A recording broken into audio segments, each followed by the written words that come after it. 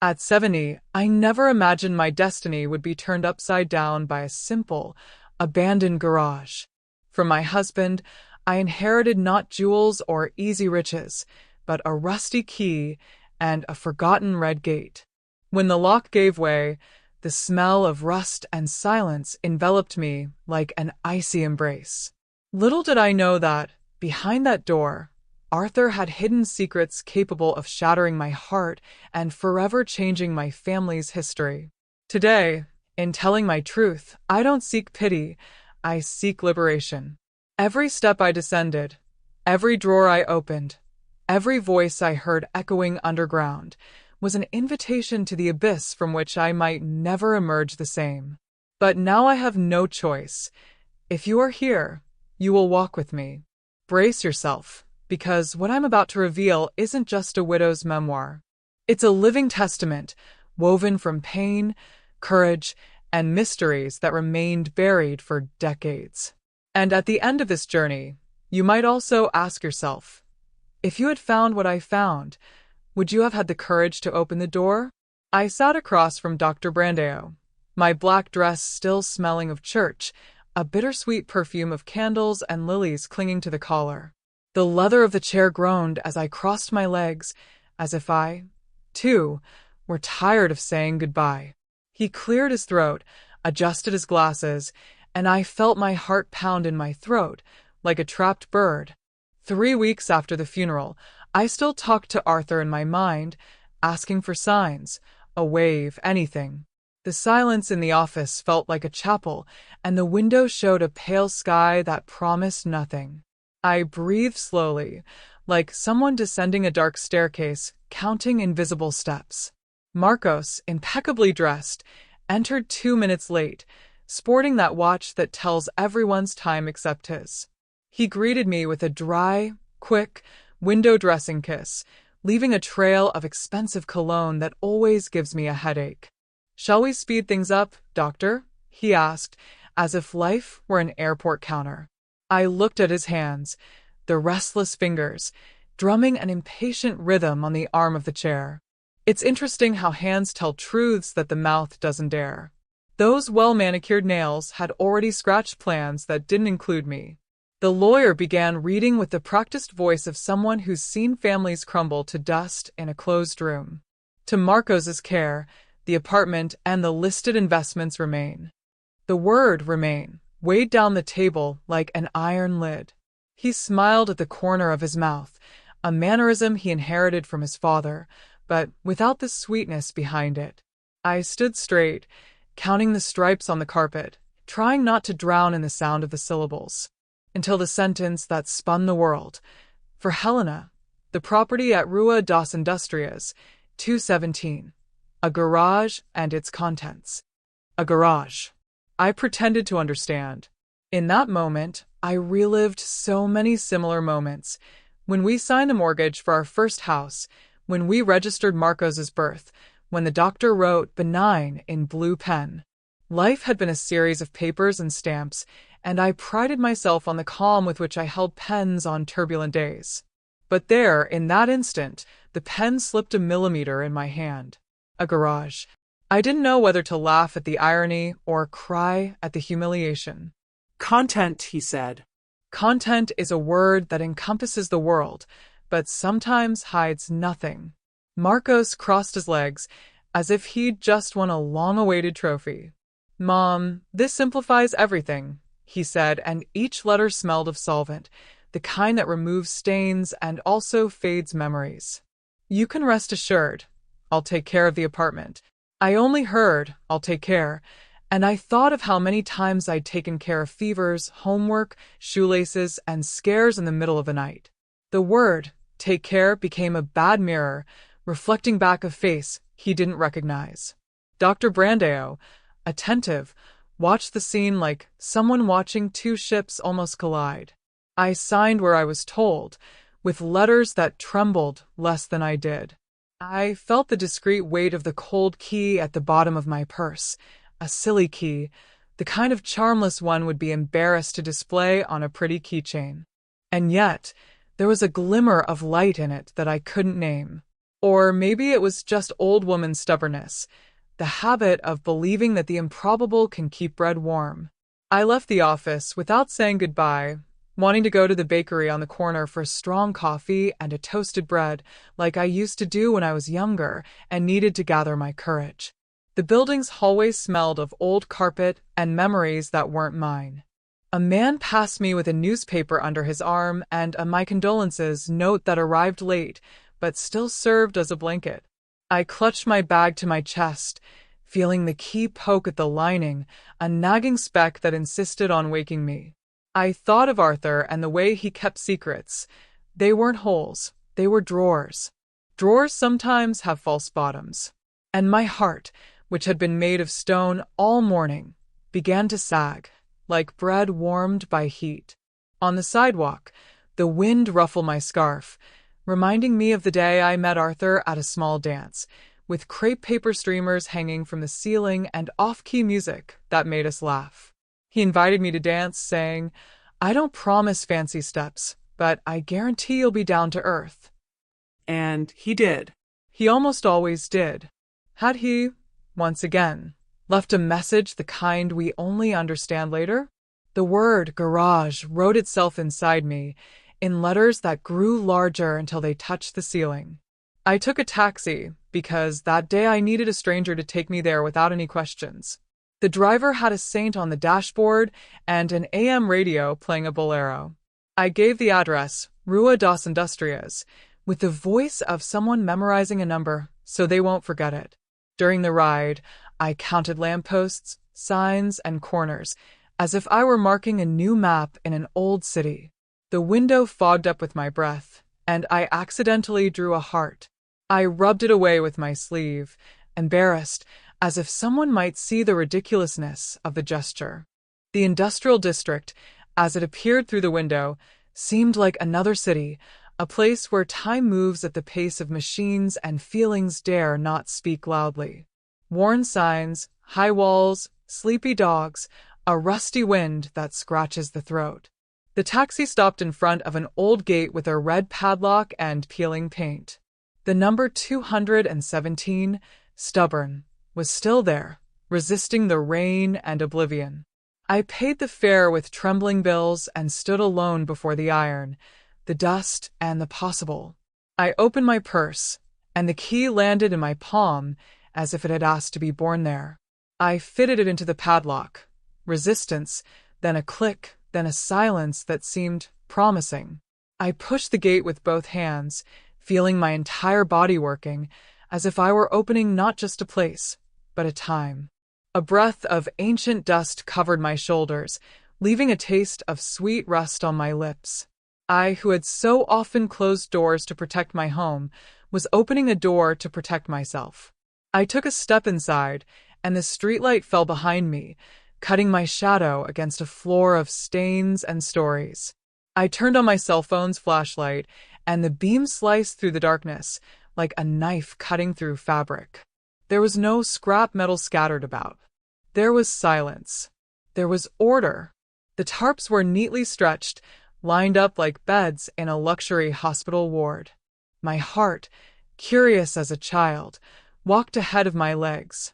And I thought, without saying it out loud, so as not to scare fate, what, after all, had Arthur wanted to tell me in the most discreet way possible? When I arrived at the penthouse, the hallway was permeated with varnish and fine dust, that smell of construction that hasn't even started, but has already made a mess. The Persian rug, which I had chosen at an antiques fair, was coiled in a corner like a hibernating snake. The neighbors' doors, closed, seemed like lidless eyes watching me. I turned my door key carefully, fearing the house would no longer know who I was.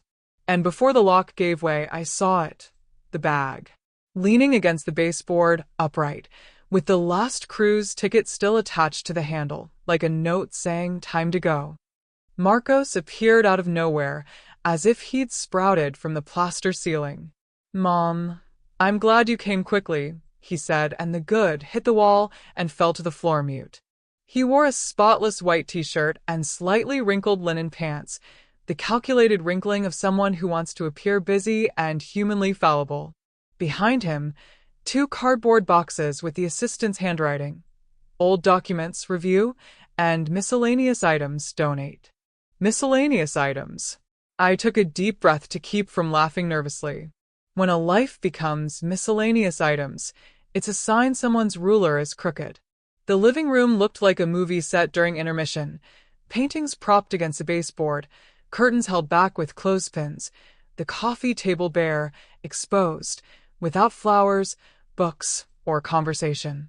The piano was covered with the blanket I never used, as if apologizing for muffling it.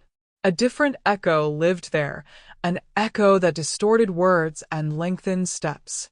The apartment, once generous, had shrunk 2 sizes, like a carelessly washed coat. I felt a pang in my shoulder, an old memory of carrying Marcos asleep after a movie where he cried in secret. "Let's optimize, Mom," he said, as casually as someone talking about traffic. "The team comes in tomorrow. I need the area clear." I noticed his choice of words. Area clear. The word house was left out, banned for lack of documentation. I looked at the suitcase, leaning against it like a tamed animal, and thought, who leaned against it? Him? Clara? Or was it fate, which loves to push things without asking permission? I ran my fingers over the cruise label, Buzios/Ilha Grande/Parody, and remembered Arthur calling me a stubborn sailor when the boat rocked and I refused to disembark. I did what I've learned to do when my soul wants to scream. I went to the kitchen. I plugged the kettle into a surviving outlet, and the dry click sounded like certainty. The countertop was spotlessly clean, free of cake crumbs, forgotten spoons, and the chaos that makes a house breathe. I picked up the tin of black tea, which had survived the boxes, and the aroma wafted up like a warm embrace. "Would you like a cup?" I offered, the reflex of someone who welcomes even those who haven't come to stay. Marcos smiled hurriedly, that smile of a salesman who's already closed the deal. "Later, Mom." "Really? Let's focus." I opened the tall cabinet and found my recipe book, the one with the faded blue cover stained with saffron. I placed my hand on it, as if checking my pulse. Odds and ends, I thought again, and the word took on the bitter taste of expired medicine. Inside lived Christmases, shouts of goal, fevers brought down by chicken soup, improvised birthdays, the wrong cake that turned out just right. How could I wrap this in bubble wrap without puncturing my memory? I turned slowly and faced my son, trying to find traces of the boy who danced around the living room in a sock of every color. "Marcos, explain the plan to me," I asked, my voice firm, with the gentleness of someone who sets limits while holding hands. He gestured to the wall like a maestro. "Total integration. Tear down here. Open there. Increase the value of the asset.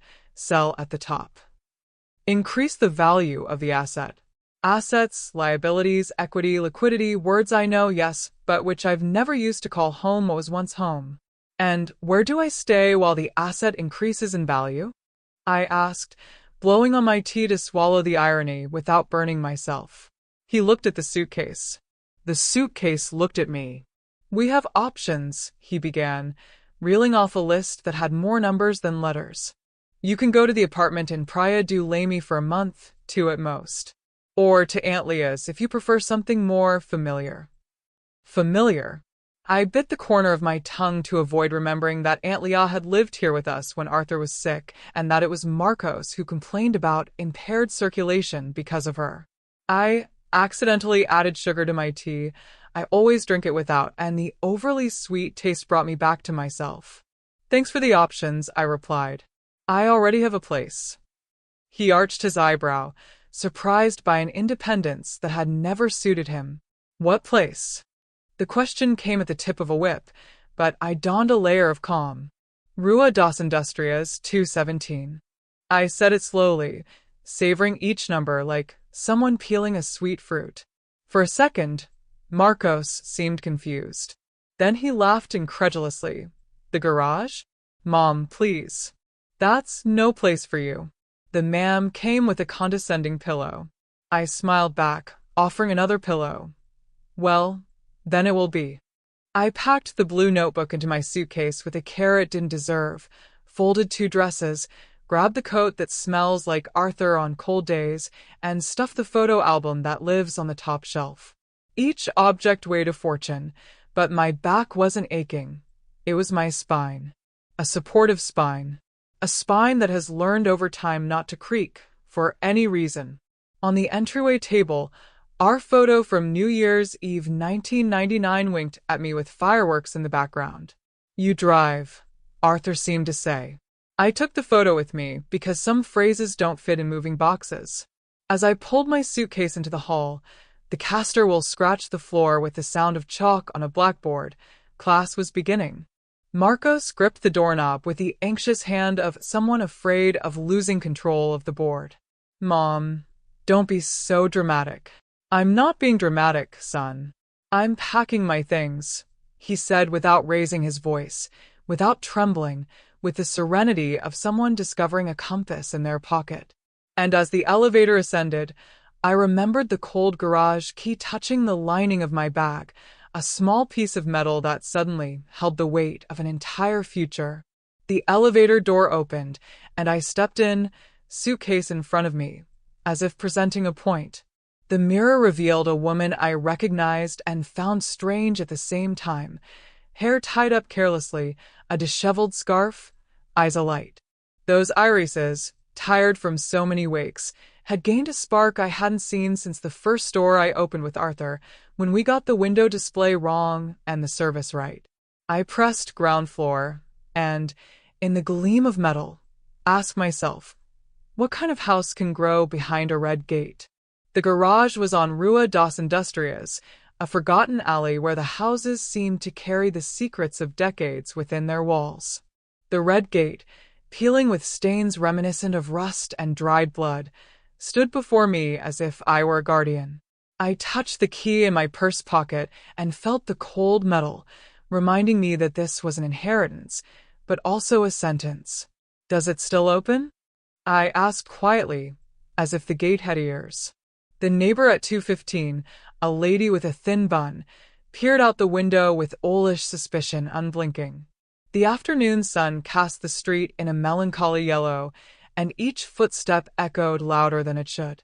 The suitcase seemed to be dragging not just clothes, but an entire destiny. I placed my hand on the gate and felt the roughness of the paint peeling like old skin. As I turned the key, the dry sound of iron passed through me. For a moment, I feared nothing would move, that the gate would prefer to remain silent rather than allow me entry. But it gave way, creaking, as if complaining of being awakened from a too deep sleep. Inside, the air smelled of old oil mixed with mildew. A dense gloom filled the space, interrupted by shafts of light escaping from holes in the roof. The cracked cement floor looked like a road map of roads leading nowhere. I set my bag down and stood still, trying to decipher the noisy void. It wasn't just dust. There was a suspended energy, a suppressed breath, as if the walls were waiting for someone to dare ask what was hidden there. The first thing I saw was a wooden bench leaning against the wall, stained with grease. On top of it, a metal box locked with a rusty padlock. The light streaming in through the skylight hit it exactly, as if pointing a finger. My heart raced. "Arthur, what did you keep from me?" I thought, remembering the enigmatic smile he wore when he returned from his long nights in that garage. His memory seemed to hang in the air, like forgotten perfume on a coat. I pressed the key between my fingers, but realized it wasn't for that padlock. Not yet. A sharp crack made me turn, a shelf coming loose, a piece of wood giving way to time. The noise echoed, and the silence that followed was even heavier. I shuffled to the back wall and touched a blue tarp draped over something irregularly shaped. I pulled it slowly, with my fingertips, as if discovering a wound. Beneath the tarp lay the outline of an old car, covered in layers of dust that looked more like dead snow. I ran my hand over the bodywork and wrote my name, leaving my mark there, a sign of arrival. I closed my eyes and, for a moment, heard Arthur's laughter calling out, "Come see with me, love. This one's got a lot of ground to cover." I opened my eyes quickly, startled by the vividness of the memory. The garage wasn't just a scrapyard, but a reliquary of broken dreams. Water dripped from the ceiling at regular intervals, like a clock that never tires of reminding me of lost time. Each droplet hit the floor insistently, marking an invisible countdown. I knew there was something inside that hadn't yet shown its face. I draped my coat over my bag and sat on the stained bench. The silence was heavy, but not one of abandonment. It was one of anticipation. "Whatever it is, I'll find out," I whispered to myself, with the conviction that only arises when there's no turning back. The skylight let in a brighter burst of light, illuminating a forgotten corner. Then I saw a small wooden door, almost hidden behind stacked tires. The handle was so simple, it seemed non-existent. My chest tightened. What if the real secret lay there?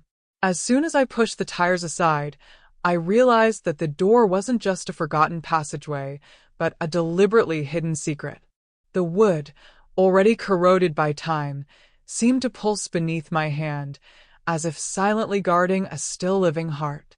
The contrast between the spacious garage and the narrow entrance was almost suffocating. A lump formed in my throat, and a mixture of fear and fascination washed over me. As my fingers glided over the cold doorknob, flashes of memory surfaced. Arthur used to disappear into that garage for hours, claiming he was fixing some things. I never questioned it. I thought it was just a man's retreat, a place for his tools and musings. Now, standing before that door, I realized I had chosen not to see. His silence spoke volumes more than his excuses. I took a deep breath and closed my eyes for a moment. I remembered the day I'd found a grease stain on his shirt sleeve, and he'd simply smiled, saying he'd spilled it by accident. Today I realized that grease wasn't an accident. It was a sign of secret rituals taking place within. The click of the doorknob as it turned was so loud it echoed deep within my chest, as if it had also broken the lock on my illusions. The door creaked slowly, revealing a narrow space and a staircase that descended into the bowels of the earth. The air that escaped was heavy, damp, laden with a smell that mixed rust, rotting wood, and something that reminded me of ancient cellars where time seemed to stand still. A shiver ran down my spine. It wasn't just the coldness of the room, but the feeling that I wasn't alone, even though I was. I held my phone's flashlight steady and directed the beam at the steps. The raw cement was cracked, its edges worn as if many feet had walked down it before me.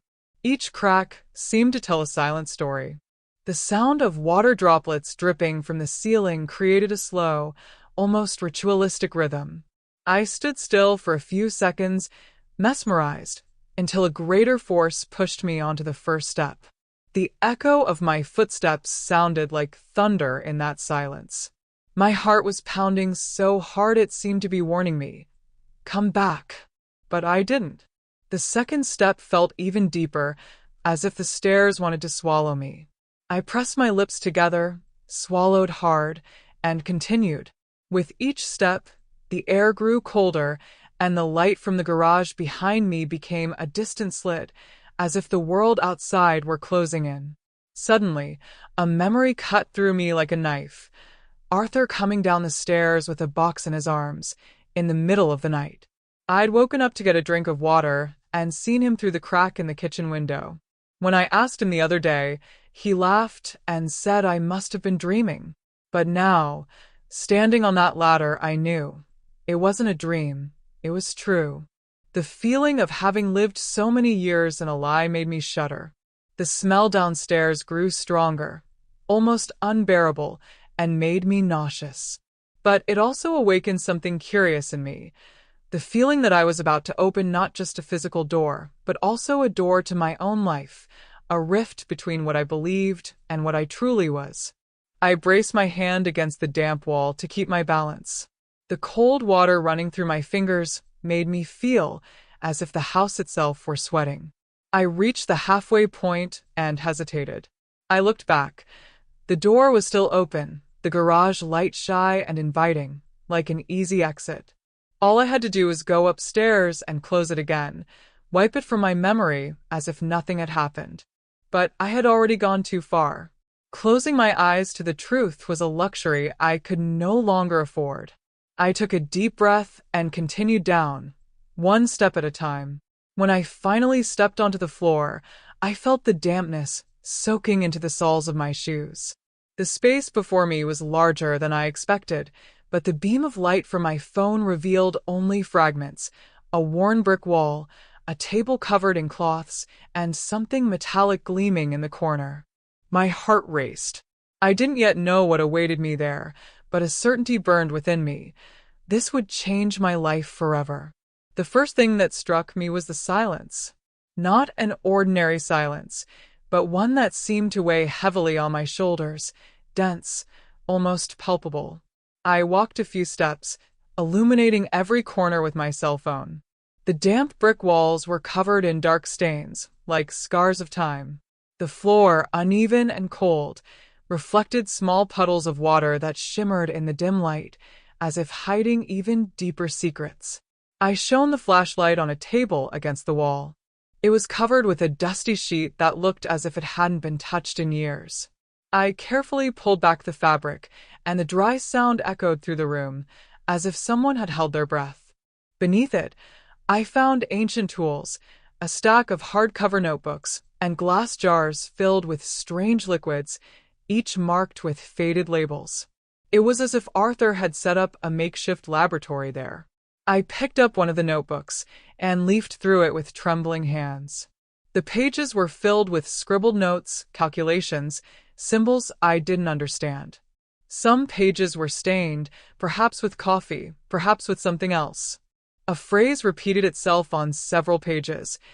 Everything has its place and its time.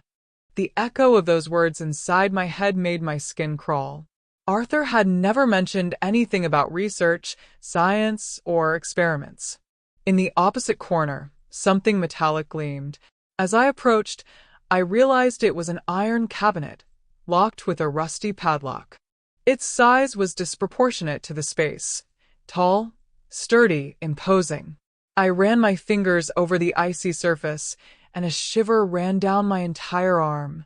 I considered returning another day, with tools, but curiosity gnawed at me. It was as if the answer to all mysteries lay within that cabinet. I looked around and noticed something even more disturbing. On the walls, nailed with crooked nails, were old photographs. Some were blurry, others cropped in half. They were faces I didn't recognize, men, women, and even children. On the back of one, accidentally illuminated, was written in pencil, "Family Project." My heart raced. Why would Arthur keep pictures of strangers with such a disturbing title? A sharp crack from the ceiling made me freeze in fear. Dust fell onto my shoulders, and I looked up, imagining everything would collapse. But silence returned immediately, as if nothing had happened. I took a deep breath, trying to calm my chest. With every second down there, my mind filled with questions. I no longer knew if I had discovered a secret of love, hate, or madness. I turned my gaze to the vials. One of them caught my eye. It was half filled with a reddish, viscous liquid that looked like blood in the flashlight. I swallowed hard, my mouth tasting bitter. I shook my head, trying to dispel the thought, but I couldn't. Who would keep something like that stored in vials, as if it were part of a collection? I felt a sharp nausea and had to lean against the wall to keep from falling. The chill of the room penetrated my bones, but it was the feeling of surveillance that paralyzed me. I felt as if someone were watching me from the shadows, someone invisible but present. The flashlight trembled in my hands, casting dancing shadows that resembled human figures. I closed my eyes for a moment and heard my own voice whisper, "Arthur, what have you done?" It was a plea, but also an accusation. One detail caught my eye. There were marks on the floor, circular scratches, as if something heavy had been dragged many times. I followed the tracks with the light to a part of the floor that seemed slightly raised. I stamped my foot and heard a hollow sound. My heart nearly leaped into my throat. There was something else hidden beneath that floor, perhaps more secret than anything I had seen so far. I squeezed my eyes shut, overcome by a whirlwind of emotions.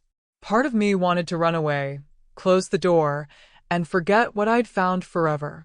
But another, stronger part told me there was no going back. I needed to discover how far the shadows of Arthur's life extended, because deep down I knew that underground space wasn't just a repository of strange objects. It was the vault where my husband had locked away the truth of our story. I stood before that hollow-sounding patch of floor, my heart hammering like a drum in my chest. The flashlight trembled in my hand, casting distorted shadows that seemed to mock me. I slowly bent down, touched the cold cement, and felt the roughness of the surface. It was as if the garage itself was saying to me, "Here's what you really came for." My entire body wavered, but my soul cried out for answers. I ran my hands over the scratches, trying to understand how the floor had been manipulated so many times. It was clear someone, probably Arthur, had lifted that section regularly. But why? To hide what? Sweat trickled down my forehead despite the bitter cold of the basement. In that moment, I wasn't just a curious widow. I was an archaeologist of my own life, unearthing secrets I perhaps should never have discovered. I looked around for something that could serve as a lever. I found an iron bar leaning against the corner, rusty, heavy, but still firm. I gripped it with both hands and pushed it into the crack in the cement. The metallic creak echoed through the space, eerie, like a scream trapped for decades. I gritted my teeth and pushed with all my might. Gradually, the slab began to give way, revealing an even deeper darkness. When I finally managed to lift the makeshift lid, a cold breath escaped from within, as if the space had been sealed for a long time. The beam of the flashlight descended and revealed a narrow compartment, almost a well. Inside was a wooden box, covered in dust and cobwebs. The contrast was unsettling. Amidst all the coldness of the concrete, the box seemed to have been kept like a reliquary. My hands were shaking so badly, I nearly dropped the iron bar. I took a deep breath and knelt, pulling the box out with effort. It was heavy, heavier than it seemed at first glance. Dust rose in clouds, making me cough and water. The wood creaked beneath my fingers, as if resisting the touch. There was a lock, but it was broken, too rusted to do its job. I opened it slowly, my heart racing. Inside, I found envelopes tied with string, some already yellowed with age. There was also a small photo album, a rosary of worn beads, and at the bottom, a leather folder that looked more recent. The contrast between sacred objects, family memories, and modern documents left me shocked. Arthur had never been a believer, but that rosary seemed charged with meaning. I picked up the album first. The pages revealed black and white photographs, many of the same people who had graced the basement walls. Children in school uniforms, serious couples in front of old houses, faces that conveyed a strange melancholy. On the back of one photo, I read handwritten, "They never knew." The words cut me like a blade. Who were these people? And wouldn't they know? The topmost envelope caught my eye. It was sealed with red wax, as if it were an ancient, almost solemn letter. I broke the seal with my fingernails and removed a letter written in firm handwriting. The first lines spoke of a partnership, secret meetings, and a project that should not be revealed. My blood ran cold. I never imagined my husband could be involved in something so shady. The rosary, when I held it, seemed to pulse in my hands, as if it had absorbed the energy of all those stories. I remembered a phrase Arthur would repeat from time to time, "Not everything is what it seems." At the time, I thought it was just cheap philosophy. Now, those words echoed like a warning.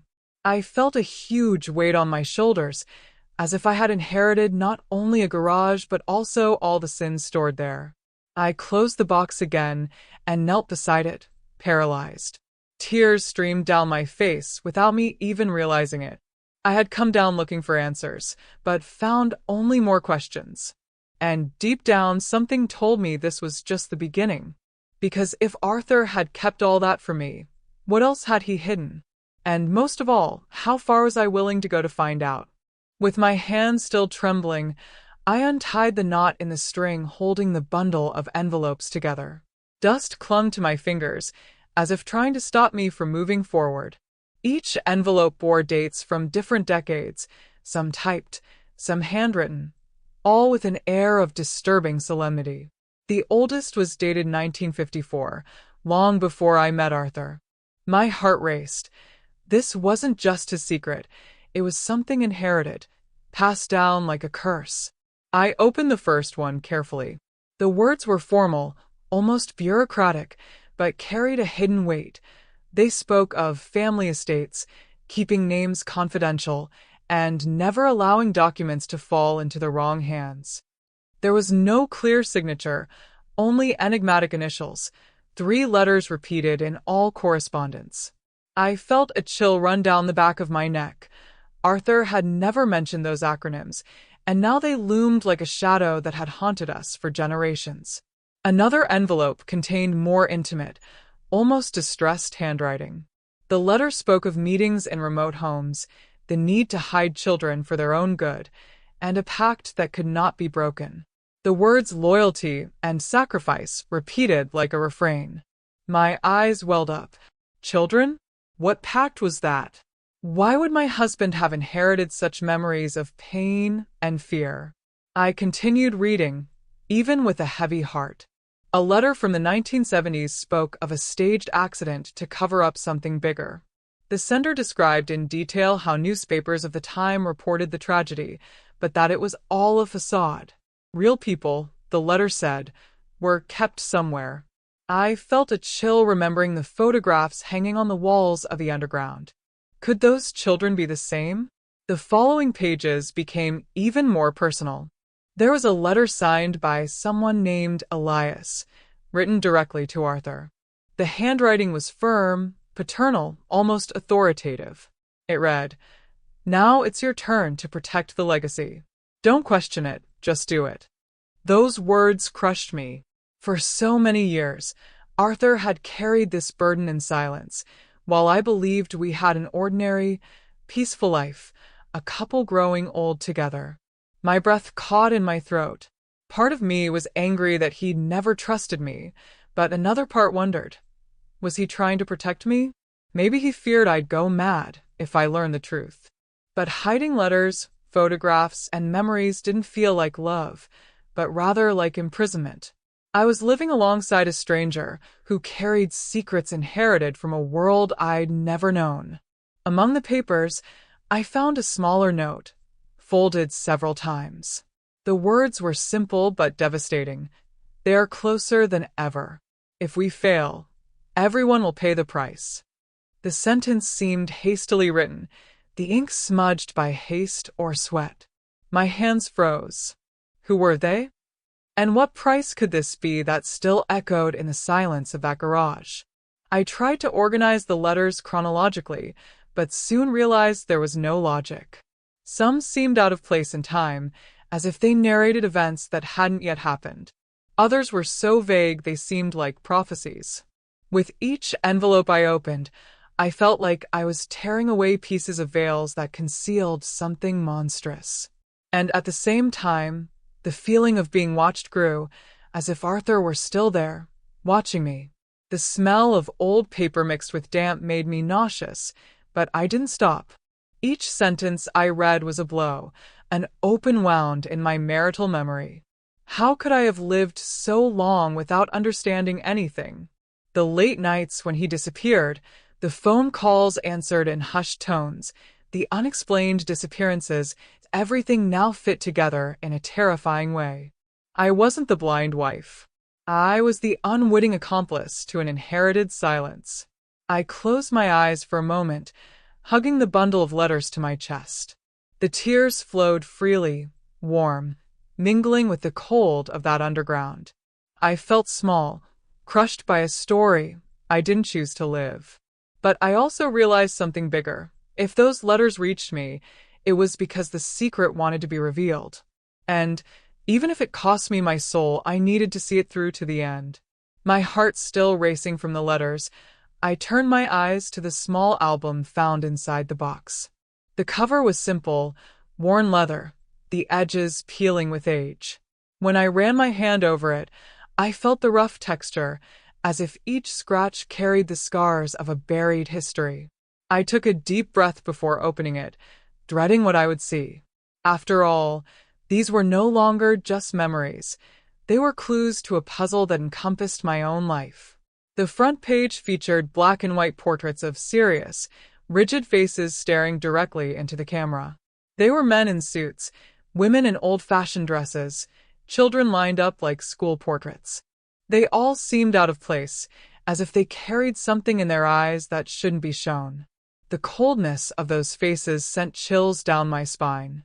I didn't recognize anyone, but somehow I felt they were part of our destiny.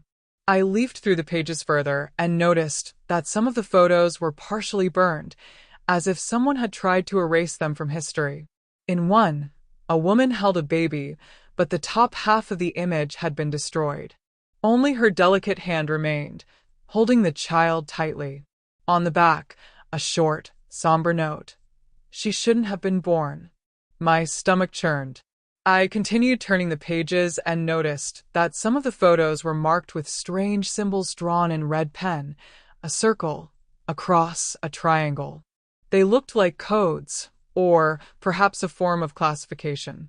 One disturbing detail caught my attention. Several children appeared in different contexts, as if they had been photographed at different times, but with the same melancholy expression. How could they always look the same? The album didn't seem like a mere collection of memories, but rather a calculated, almost clinical record. There were images of isolated houses, garages similar to the one I was in, and even underground spaces like this one. It was as if someone had documented the hiding places of a secret network. My breathing became heavy, and a question began to throb in my mind. Was Arthur simply hoarding this material, or was he an active part of this story? In the middle of the album, I found a color photo, standing out from the rest. It was of a man I recognized immediately. Arthur, still young, leaning over the same wooden box that now lay before me. My blood ran cold. He knew all this existed. He had posed for a photo as the keeper of the secret. Why had he never shared this with me? What else had he hidden? The following pages showed more recent images from the 1990s. I recognized familiar city streets, squares I'd walked countless times. Seeing these familiar scenes within that album was like a punch. The secret wasn't distant in time or space. It was intertwined with my own daily life. Had I passed by people involved in this without ever realizing it? One photograph in particular made me shiver. It was the facade of our old country house, where we spent so many happy summers. In that image, however, there was no laughter, no sunshine, no family gathering. Just the closed door, the dark window, and in the distance, the shadow of someone watching. On the back, the phrase, "always watched." My heart nearly stopped. That album didn't record memories, but surveillance. I closed the album instinctively, unable to look any further. I clutched it to my chest, as if to prevent the images from spilling out and swallowing me. It was suffocating to realize that every piece of my life with Arthur could have been watched by strange, invisible eyes. And what's more, he knew. Not only did he know, he participated in the safekeeping of this material, accepting the farce as part of the routine. Tears blinded me for a moment, but I soon caught my breath. I understood, in that moment, that the letters and the album weren't just loose pieces. Together, they formed a macabre puzzle that was still far from being solved. I needed to discover why these people were recorded, what united them, and above all, what Arthur protected so zealously. And to do that, I would have to delve even deeper into that labyrinth of shadows. That iron cabinet loomed before me like a silent sentinel. Tall, sturdy, rusted, it seemed to have been placed there to protect something unseen in daylight. The flashlight reflected off its rough surface, creating shadows that moved as if they were alive. The padlock, though corroded by time, still held firm, as if guarding the last line of defense against an unspeakable secret. I put my ear close to the metal and felt a chill pass through my skin. The cabinet seemed to vibrate, as if breathing. Of course, it was just my imagination, overcome by fear, but at that moment, I swear I heard a muffled hum coming from inside. My hands were sweating, and the iron bar I still held was slipping. Arthur had chosen well. That cabinet didn't just hold things, it also held the weight of my own dread. With a burst of courage, I struck the padlock with the bar. The metallic clang echoed like thunder, reverberating throughout the underground. I tried again once, twice, 3 times, until finally the padlock broke, falling to the ground with a dull crack. I stood still for a few seconds, waiting for something to leap out, as if the past itself had been unleashed by brute force. I opened the door slowly, the shrill creak sounding like a wail. Inside, there wasn't what I expected. Not weapons, not money, not just documents. They were personal belongings. Neatly folded clothes, antique toys, porcelain dolls, tin cars, children's shoes. It didn't make sense. Why would Arthur have kept a childhood reliquary inside an iron safe? The musty smell mixed with sweet perfume filled the air. I touched one of the dolls and noticed that its glass eyes were cracked, but they still stared at me, as if they were real. The cars bore signs of use, their wheels worn, as if they had belonged to real children. Each object carried silent stories, and I felt a tightness in my chest as I imagined who had owned them. At the back of the closet were smaller boxes labeled with names: Clara, Enrique, Sophia. My body shivered. These names were unfamiliar, but they were meticulously arranged, as if someone wanted them to be remembered. I opened one of the boxes and found locks of hair tied with ribbons, birthday letters, and even children's drawings. It was a secret memorial to lives I hadn't known. I sat on the floor, unable to hold back my tears. This wasn't just a hiding place, it was a mausoleum of memory. Arthur, like a dark guardian, guarded the traces of children who might never have grown up. The silence of the basement grew even heavier, as if their voices echoed within me. I felt every sigh, every absence, every uncried tear. I tried to rationalize. Maybe they were keepsakes from family friends, kept out of loyalty. Maybe it was an old social project, something he'd never told me about. But the way everything was locked, hidden, clandestine, said something else. It was a secret because it was dangerous. Arthur didn't want anyone, not even me, to have access to that closet. I looked at the names again and realized that some of them also appeared in the letters I'd read. It was the missing link. Letters, photographs, and objects all converged on these children. The feeling of piecing together a macabre puzzle made me dizzy.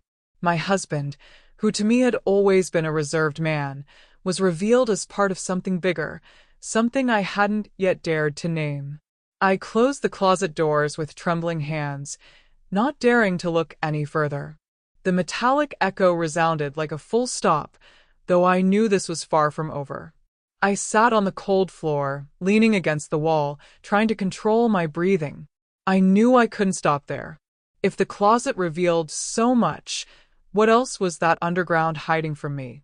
Still stunned by what I'd found in the iron cabinet, I noticed something strange about the floor around it. There were irregular marks, as if cement blocks had been hastily replaced. I passed the flashlight back and forth, and the reflection revealed cracks and a subtle difference in hue. My heart raced. This wasn't just the wear and tear of time. Someone had hidden something else there. I knelt and tapped the iron bar lightly on the floor. The sound was different, hollow in some places, solid in others. It was impossible to ignore. There was a secret compartment beneath my feet. The chill of discovery ran down my spine, and for a moment I considered retreating. But curiosity was stronger, almost an instinct. It was as if the basement itself was calling me to uncover everything. With effort, I began to remove the fragments of loose cement. Each piece erupted with a dry crack, as if breaking a barrier between the present and the past. Dust billowed, making me cough, but I didn't stop. The smell of damp earth and rust intensified, until finally, a small metal lid appeared before me, embedded in the floor. The lid had a rusty ring, which resisted the first time I pulled. I exerted all my strength, and with a hoarse crack, it gave way. The opening revealed a narrow, deep hole, swallowed by darkness. The air rising from it was heavier, almost nauseating, laden with moisture, and a metallic smell reminiscent of blood. My stomach churned. I shone the flashlight inside, but the light seemed to be swallowed by the void. All I could see were iron steps descending, damp and covered in slime. The echo of water droplets dripping at the bottom created a macabre symphony. I took a deep breath, my throat burning with fear and anticipation. I was faced with a choice: close the lid and pretend I'd never seen it, or climb down. I sat for a moment, hugging my knees, trying to calm my breathing. I remembered Arthur, and all the times he'd said the garage wasn't the place for me. Now I understood. He wasn't afraid of me getting dirty or hurt. He was afraid of me finding out. My heart filled with indignation and, at the same time, with unexpected strength. I decided to descend. I placed one foot on the first step and felt the cold iron cut into my soul. The flashlight trembled in my hand, casting elongated shadows on the walls of the hole. The sound of my own breathing was my only companion on that slow, tense descent, as if each step plunged me deeper into a forbidden secret. The lower I descended, the more the humidity enveloped me. The walls were made of raw stone, dripping in places. The air was heavy, as if it were difficult to breathe. The metallic smell intensified, permeating my mouth with a bitter taste. My fingers trembled, but I wouldn't turn back. Something inside me told me it was now or never. After minutes that felt like hours, I reached the bottom of the stairs. The floor was packed earth, soaked in spots, making my feet sink slightly. The flashlight beam revealed a small underground room, its walls reinforced with iron beams. In the center sat a table covered with a dusty sheet. The scene was like something out of a nightmare. I approached the table, my heart pounding in my temples. I hesitated before pulling back the sheet, fearing what I might find. But I couldn't resist. I carefully lifted the fabric, and what I saw made my entire body freeze. It wasn't just a forgotten object, but something that would forever change the way I saw Arthur and, most importantly, myself. Breathing shallowly, I pulled back the sheet with a slow, careful movement. Dust swirled, burning my eyes and throat. When I finally managed to see, I saw that objects were arranged on the table that looked like they had been arranged for a ritual. There were melted candles, vials of dark liquids, a broken wooden rosary, and photographs scattered like playing cards. In the center rested a small varnished wooden box. The photos caught my attention first. They were pictures of children, some smiling, others visibly frightened. In several of them, the same symbol appeared in the corner, a triangle with a circle in the middle. I shivered, recognizing the same faces from the album stored in the iron cabinet. Those children were the key pieces of a mystery Arthur had tried to bury. I picked up one of the photos and turned it over. On the back were dates and notes that looked like records. Arrived 1978, transferred 1981, lost 1984. The word lost chilled me to the bone. These weren't just memories, they were records, as if every life had been catalogued and, at some point, discarded. My fingers were shaking so badly they could barely hold the paper. Beside the photos, a small notebook stood out. The pages were filled with notes in firm handwriting that I immediately recognized as Arthur's. He described encounters, listed names and addresses, and made cold observations like unstable, unfit, and replaced. It was disturbing to read my husband writing about human lives as if they were pieces of an inventory. I turned my gaze to the wooden box. It was locked, but a small key lay beside it, as if it had been left there on purpose. I hesitated to pick it up, my heart pounding in my chest. Something told me that inside that box lay the most weighty secret of all. I took a deep breath, closed my eyes for a moment, and turned the key. The sharp click echoed like thunder in the silence of the underground. Inside the box were yellowed envelopes and small personal items.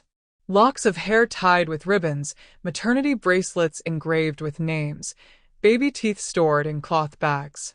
My stomach churned. This wasn't just a record. It was a grotesque memorial, as if Arthur had collected fragments of lost innocence. Among the envelopes, I found one addressed to me. My hands froze as I read my name written in Arthur's handwriting. I sat on the bench beside the table and opened it cautiously. The letter began with a plea for forgiveness. If you ever find yourself here, know that I tried to spare you this pain. Tears blurred my vision. He knew that sooner or later I would find out. In the letter, Arthur explained that he hadn't chosen this mission. It had been imposed on him by his family, generation after generation. We are guardians of something we don't fully understand, he said. We pay the price for silence, but if we reveal it, we pay with our lives. The weight of those words crushed me.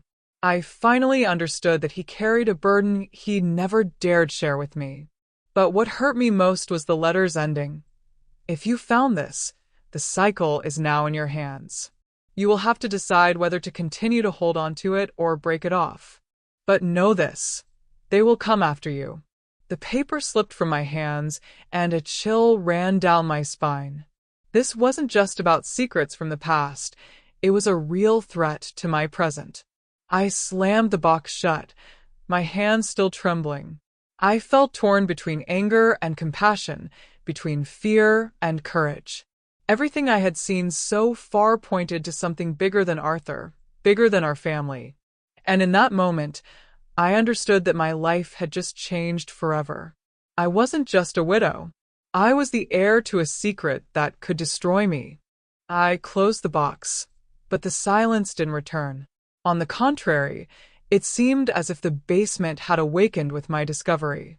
The air grew heavier, and a chill ran through my bones. Then I heard a subtle, almost imperceptible sound, like a drawn-out whisper. I froze in place. The flashlight beam trembled along with my hand, and my heart felt like it was about to leap out of my chest. At first I thought it was just the echo of water dripping on the damp walls. But soon I realized there was a rhythm to it, like murmured syllables.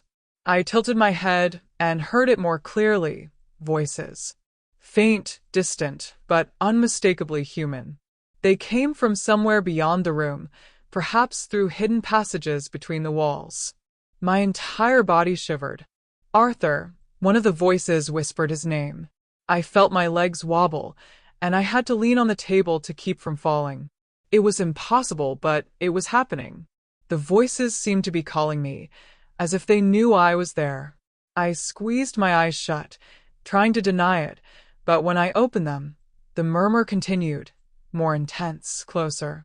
I shone the flashlight against the walls, searching for any fissure, any sign of passage. The reflection revealed cracks and small gaps that let air currents escape. The underground didn't end in that room. It was only the beginning. Arthur, in his letter, had already warned of persecution. Now, the voices were living proof that the secret wasn't dead. I closed my eyes for a moment and remembered my childhood, when my grandmother would say, "Those who remain silent for too long will one day speak through the walls." At that moment, the phrase made a disturbing sense. I wasn't hearing ghosts, but echoes of lives that had been silenced. Perhaps it was the memory of the pain that had permeated the place, perhaps something even worse. With slow steps, I walked to one of the cracks. The sound intensified as I approached, as if I were on the other side. I pressed my ear to the cold wall and swore I heard a child crying. It was a restrained, muffled cry, but real.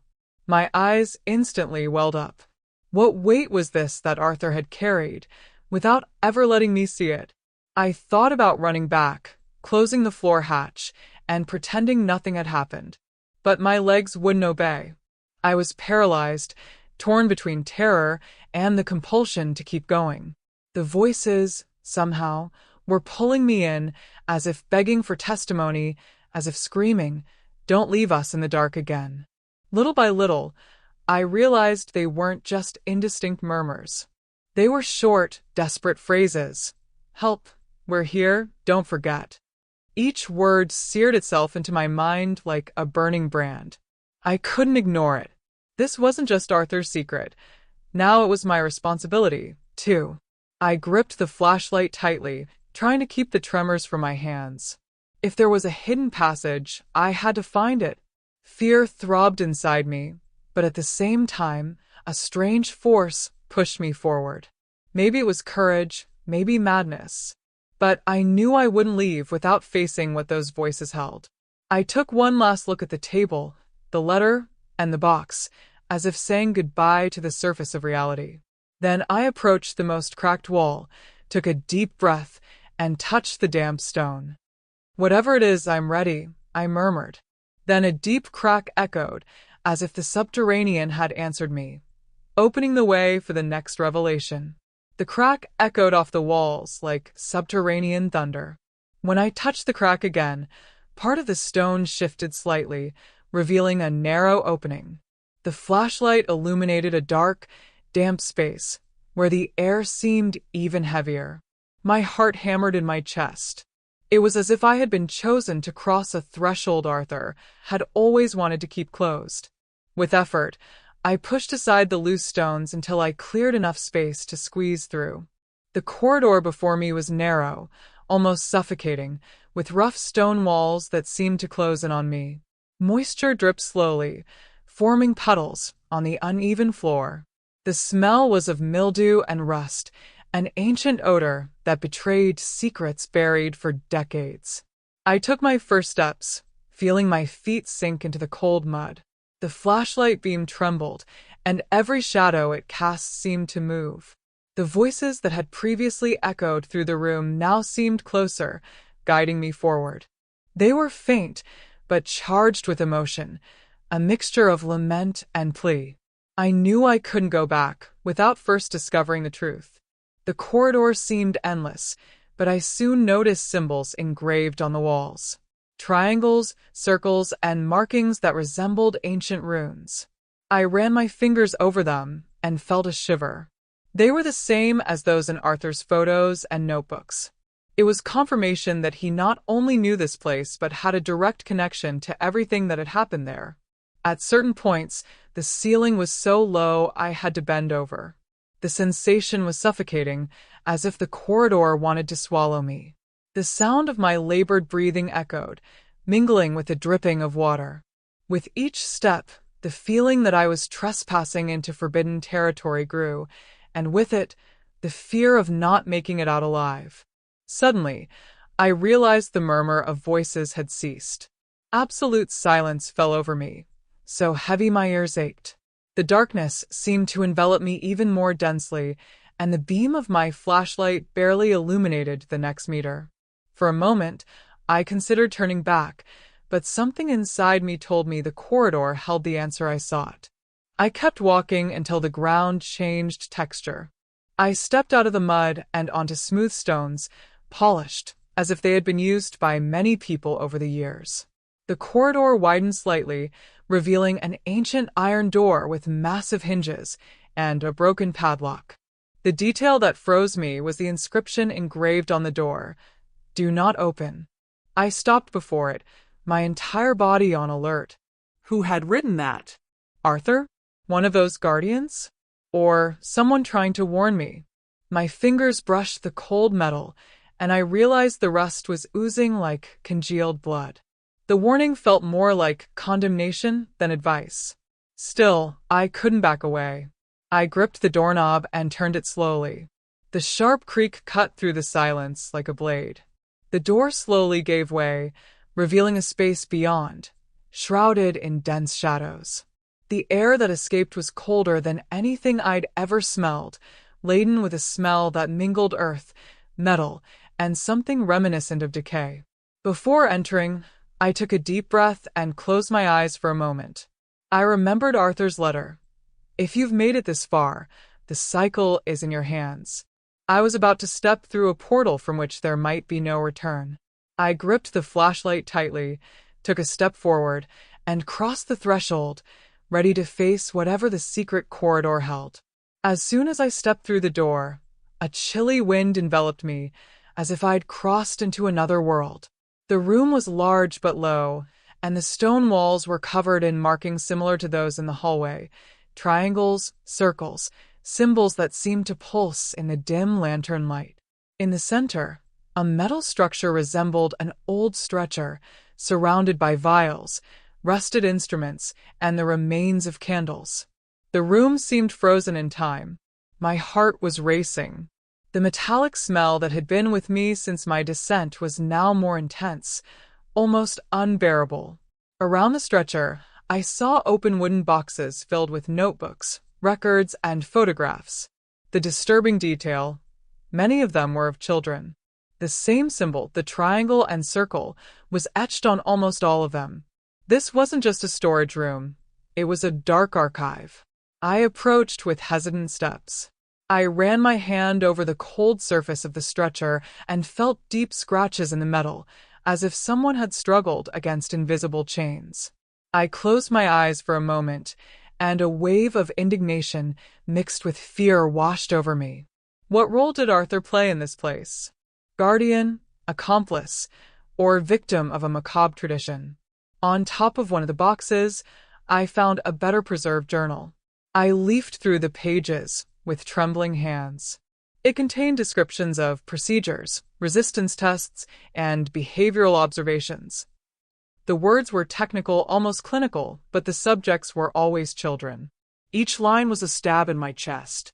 Arthur had written some of them, and this destroyed what little image I still had of him. In a corner of the room, there was an iron cabinet similar to the previous one, but this one was open. Inside, I found neatly folded children's clothes, some still stained, and small toys, rag dolls, wooden cars, frayed bears. This wasn't just a space for records. It was a mausoleum, a secret memorial to what should never exist. I felt my legs weaken. I leaned against the cold wall to keep from collapsing. The voices that had once whispered now seemed louder inside my head, as if echoing directly from the past. "Don't forget us," they seemed to say. The weight of those invisible memories fell upon me, demanding that I be more than a spectator, that I be a witness. Suddenly, I noticed a difference in the floor, right next to the stretcher. The earth was disturbed, as if it had been recently disturbed, despite the room's ancient appearance. I shined my flashlight and saw makeshift crosses made of scraps of wood. Small, fragile, almost symbolic. The lump in my throat made it hard to breathe. I knew what this meant. I fell to my knees before the small crosses, unable to contain my tears. The silence of the underground was now cut by the sound of my own pain. Arthur had hidden not only secrets, but tragedies. And somehow, he had bequeathed this responsibility to me. Each cross was a sentence, and each tear I shed mingled with that heavy earth. I struggled to my feet and, instinctively, swore softly, "I will not let this be lost to oblivion." The echo of my promise resonated off the walls, as if the room itself had recorded it. For the first time since I'd entered, I felt I wasn't just being haunted by the shadows of the past, but called upon to give them voice. With the flickering flashlight in hand, I took a deep breath and moved forward, exploring every corner of that forbidden room. I knew I hadn't seen everything yet. Something told me that, painful as it was, the deepest secret was still hidden, waiting for the right moment to be revealed. I sat on the cold floor, the diaries open before me. Arthur's firm handwriting seemed to come alive in the flickering light of the flashlight. It was strange to see those familiar letters, used in love notes and shopping lists, now describing something that chilled me to the core. The contrast between the husband I knew and the man who wrote them was unbearable. The first pages spoke of secret meetings. Arthur recounted meetings with other men, always in secluded locations, using codes to refer to their locations. He mentioned dates, abbreviated names, and symbols, the same ones carved into the walls. It was clear there was a larger network, and Arthur wasn't the only one carrying the burden. Further on, I found detailed descriptions of selections. The words were cold and bureaucratic, but the meanings were devastating. Suitable, unfit, unstable, promising. It was as if the children were being evaluated like commodities.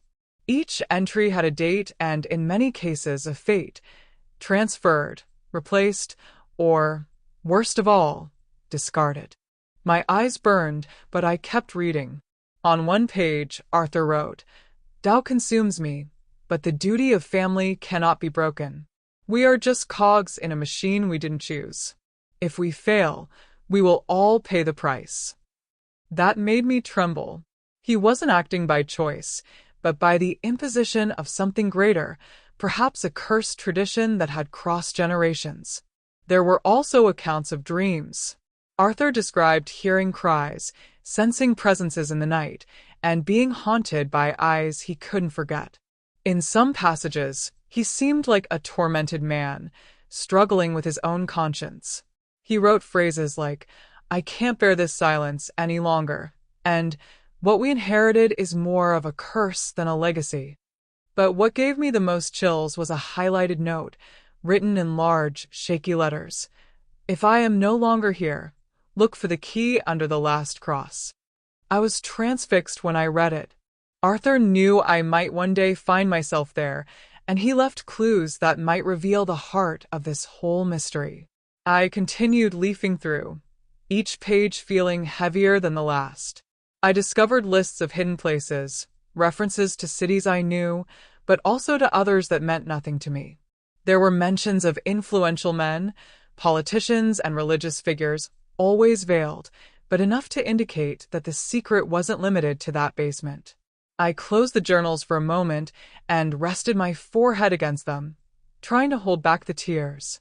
I wanted to hate Arthur, but everything I read showed a man divided, crushed by forces greater than himself. He wasn't innocent, but he wasn't free either. And now I was the heir to this invisible prison. I lifted my head and started leafing through it again. On the last pages, Arthur left reflections almost like a personal testament. If she ever reads this, let her know that my silence was to protect her. But perhaps, by hiding the truth from her, I only condemned her to bear it alone. My hands trembled. He was writing to me, even though he didn't know if I would ever get there. I snapped the diary shut and stared into the forbidden room. Arthur's notes weren't just records, they were confessions. Each word was a weight that now rested on my shoulders. And as the cold of the room enveloped me, I realized there was still one step left to take, discovering what he meant by the key under the last cross. With Arthur's words echoing in my mind, I turned my gaze to the corner of the room where the small makeshift crosses stood. My heart sank just getting closer, as if each step were a desecration. The flashlight illuminated the dark earth, still damp in places, and the heavy smell of decay seemed stronger there. I felt as if I were standing before a shrine of pain. I knelt carefully, letting the light wash over each cross. They were fragile, made of roughly cut pieces of wood, some tied together with frayed rope.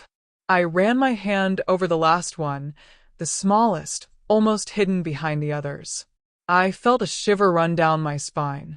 Arthur had made himself clear. The key was there, under the last cross. With trembling hands, I began to push away the earth. Each handful I removed was a blow to my chest, as if I were desecrating memories that didn't belong to me. My breathing became labored, and the sound of my own efforts seemed to echo underground, until my fingers touched something cold, metallic, buried just inches below the surface. I carefully pulled it open and revealed a small iron box, corroded by time, but still intact. There was a rusty padlock that yielded easily to my touch, as if it had waited decades to be opened. Inside, wrapped in a faded piece of cloth, was a heavy golden key, adorned with the same symbol as the walls, a triangle and a circle. I clutched the key tightly, as if it were a direct link to Arthur. My eyes welled up. He hadn't hidden it by chance, but as a final message. Find and decide, it seemed to say. I looked around the room, trying to guess where the key belonged. The cabinet was already open, the iron door too. Something remained beyond what my eyes could see. I stood up slowly, still holding the key, and felt the atmosphere in the room change. The voices that had previously echoed seemed more distant, almost silent, as if awaiting my next move. It was as if this object had the power to soothe or awaken, something far greater than I could comprehend. I held the key closer to the flashlight to get a better look. Despite the rust that partially covered it, minute details emerged, Latin inscriptions engraved on the metal arch. I didn't understand all the words, but I recognized one. Veritas. Truth. That was what the key promised, to open the door to the truth, even if it was unbearable. For a moment, I considered putting it away and never returning, pretending nothing had been found, that the garage could be sold and forgotten. But I knew that illusion wouldn't last. Arthur left it to me because he believed I had the courage he lacked.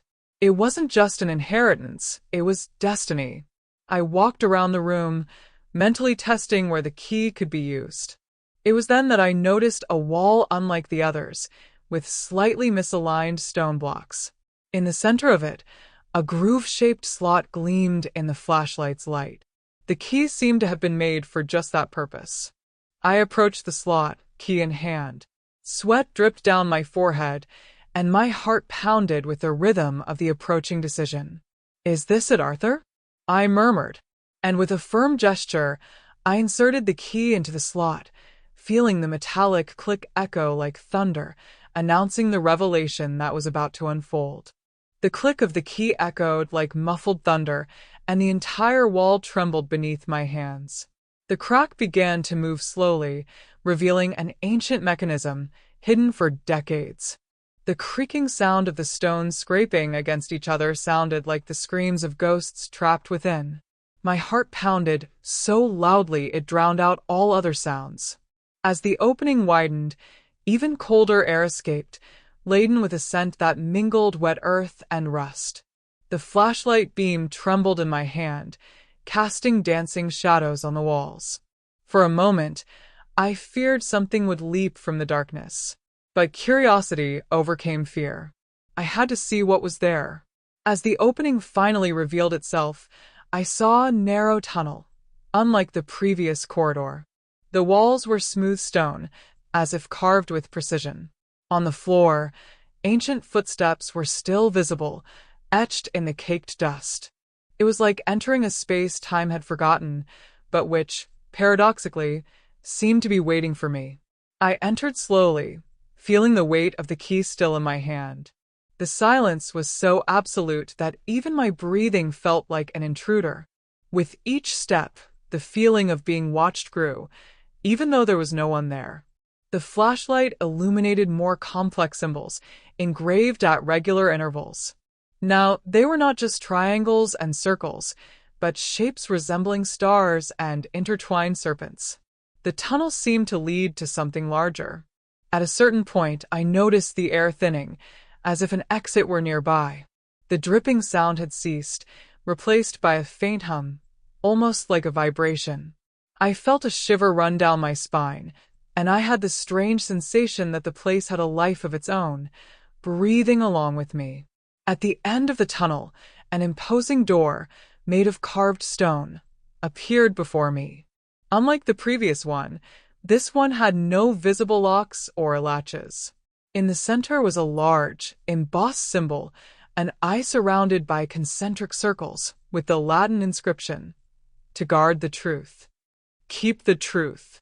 I touched the symbol, and a vibration ran through my hand, as if the stone had pulsed in response. The door began to slide open, revealing a vast, vaulted room.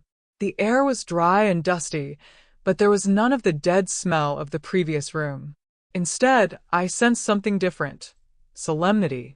I took a few steps inside, and the flashlight illuminated enormous shelves filled with boxes, books, and documents. It was a veritable underground archive. The shelves reached from floor to ceiling, covered in records that certainly shouldn't exist. Arthur and his family weren't just keepers of secrets. They were curators of a hidden history.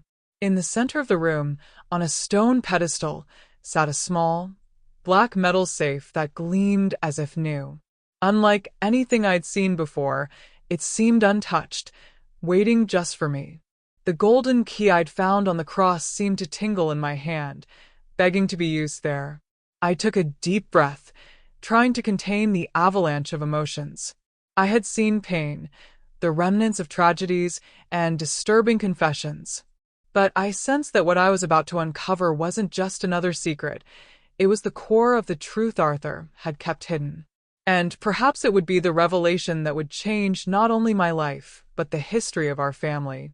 I approached the pedestal with slow steps, as if each movement were measured by a destiny greater than myself. The black safe gleamed in the dim light of the lantern, its polished surface contrasting with the dust accumulated throughout the room. It was as if the object were impervious to time. I clutched the golden key tightly, feeling I had finally found its intended use.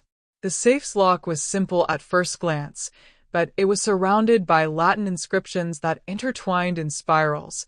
Memories, blood, truth. Memory, blood, truth. As I inserted the key, I realized it fit perfectly, and the metallic click echoed through the room like a solemn chant. I took a deep breath before turning it.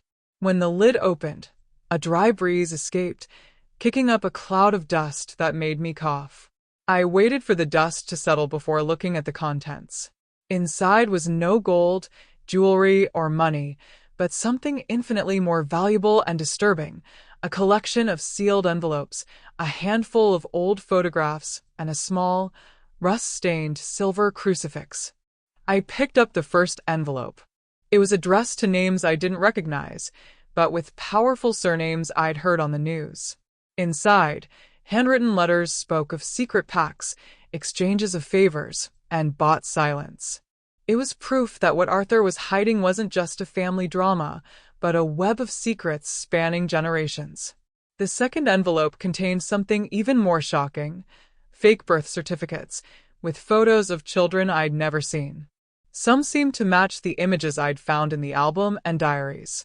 I discovered that many of them had been registered under different identities, as if they'd been ripped from their origins and given to other families. My hands trembled, and the crucifix slipped from my fingers, clinking to the floor. I felt a wave of vertigo wash over me. Arthur, my Arthur, had been the keeper of a secret involving disappearances, forgeries, and silent complicity. The weight of that evidence was immense, and I knew that if it came to light, it would topple pillars of untouchable people. I continued searching the safe and found a small, black-covered notebook. Opening it, I realized it was almost a map. There were drawings of hidden places, tunnels, and landmarks in distant cities. It was like a manual for anyone who wanted to continue watching over this dark legacy. On the last pages, a note in shaky handwriting: "She will decide what to do." I felt my heart break. Arthur had carried that burden his entire life, and now he placed on my shoulders the decision to continue or break it all off. I closed my eyes, took a deep breath, and for a moment, I wished I hadn't opened that safe. But there was no turning back. The truth was before me, naked and painful. I put all the documents back, but kept the crucifix with me. It was the only object that seemed to bring a thread of humanity amidst so much horror. I looked around the room, at the shelves laden with secrets, and felt that it wasn't enough to simply find them. I had to choose: bring the truth to the world or bury it again. I locked the safe with the key and pocketed it. As the room fell back into a heavy silence, I realized I had crossed the point of no return. The black safe wasn't just a repository of secrets, it was the heart of a cursed story. And now, as much as it hurt, it was my mission to decide the fate of everything Arthur had protected until the end. I left the vaulted room on shaky legs, carrying the key in my pocket and the crucifix in my hands. With each step I took down the stone corridor, the feeling that the entire world rested on my shoulders only grew. The silence around me was almost deafening, as if even the walls awaited the choice I needed to make. I climbed the steps back underground and closed the stone door behind me. The click echoed like the end of one cycle, but also the beginning of another. I sat on the cold floor, trying to gather my thoughts. I had found the truth, but I still didn't know what to do with it. On the one hand, there was justice, exposing everything, revealing the names, shattering the complicit silence that had spanned decades, showing the world that my husband and so many others had been cogs in a dark machine. On the other, there was the risk. I myself could be silenced, just like so many who dared challenge that secret before me. I thought of my family, my children, my grandchildren, all innocent of what Arthur had carried. If I revealed everything, perhaps they too would pay the price. But if I hid it, I would condemn another generation to the same cycle of silence and fear. The decision wasn't just mine. It was theirs too, even if they didn't know it. I clutched the crucifix to my chest. The object seemed to hold a greater meaning than I could comprehend. Perhaps it was a reminder that there was still a ray of light amidst the darkness, that Arthur, despite his complicity, had still tried to leave a way out, a chance for choice. He couldn't break free, but perhaps I could. Looking through the papers and documents, I realized it wasn't enough to simply keep them or destroy them. I needed to understand the full extent of what I had in my hands. Who were those men? Where were the children mentioned? How many were still alive? The decision couldn't be made in the heat of fear alone. It had to be guided by the whole truth. I stood up and walked to the stairs. Each step felt like it weighed a ton, as if the basement wouldn't let me go. When I finally reached the garage, I took a deep breath of the oily, dusty air that suddenly felt lighter than the burden I carried inside. I closed the door behind me and fell silent. For the first time, I realized that Arthur had left me not just an inheritance, but a mission. Perhaps it was cruel, perhaps it was unfair, but it was undeniable. And as I stared at the golden key in my hands, I understood that, somehow, he trusted me to decide what he never could. The dilemma tore at me inside: reveal and risk everything, or keep it secret and live with eternal guilt. I thought of the children's eyes in the photos, the false names, the symbols, the voices. Everything cried out for justice, but also whispered of danger. I was at a crossroads, and any misstep could destroy me. I sat on an old box and, with tears in my eyes, made a silent promise. I wouldn't decide that day. I still needed to understand more, connect the pieces, listen to my own intuition. The weight of the decision was too great to be made in haste. And in that moment, I realized that the secret still had more to reveal, and that I hadn't reached the end yet. I climbed the last few steps, my breath ragged, as if each step were taking me away from one world and launching me into another. When I pushed the hidden door back into place, I felt as if I were sealing not only the underground, but also a part of myself. The sharp click of its latch echoed through the garage, imposing a deathly silence. The dim light filtering through the cracks in the red gate felt almost welcoming after the oppressive darkness below. I leaned against a pile of tires and took a deep breath, trying to regain my strength. My fingers still clutched the golden key in my pocket, as if afraid of losing it. It was my link to the truth, and my sentence. I looked around and realized how ordinary the garage, though old and dusty, now seemed. The boxes, the covered car, the smell of oil, everything seemed so ordinary, almost ridiculous, compared to the abyss of secrets I had uncovered. It was like living in two worlds at once, the surface and the depths. I pushed open the red gate with effort, and the late afternoon light flooded in. The golden sunlight blinded me for a moment, a stark contrast to the gloom I'd left behind. I closed my eyes and felt the warmth on my face. It felt like a call to life again, but the heaviness in my heart reminded me that nothing would be simple. I took a few steps outside and heard the sounds of the street, children playing, neighbors talking, the distant sound of a radio playing popular music. Everything seemed to go on as normal, as if the world ignored the fact that, right there beneath those walls, lay a truth capable of shaking entire families. My feet touched the sidewalk, and I realized that life above ground wouldn't wait for me to solve my dilemma.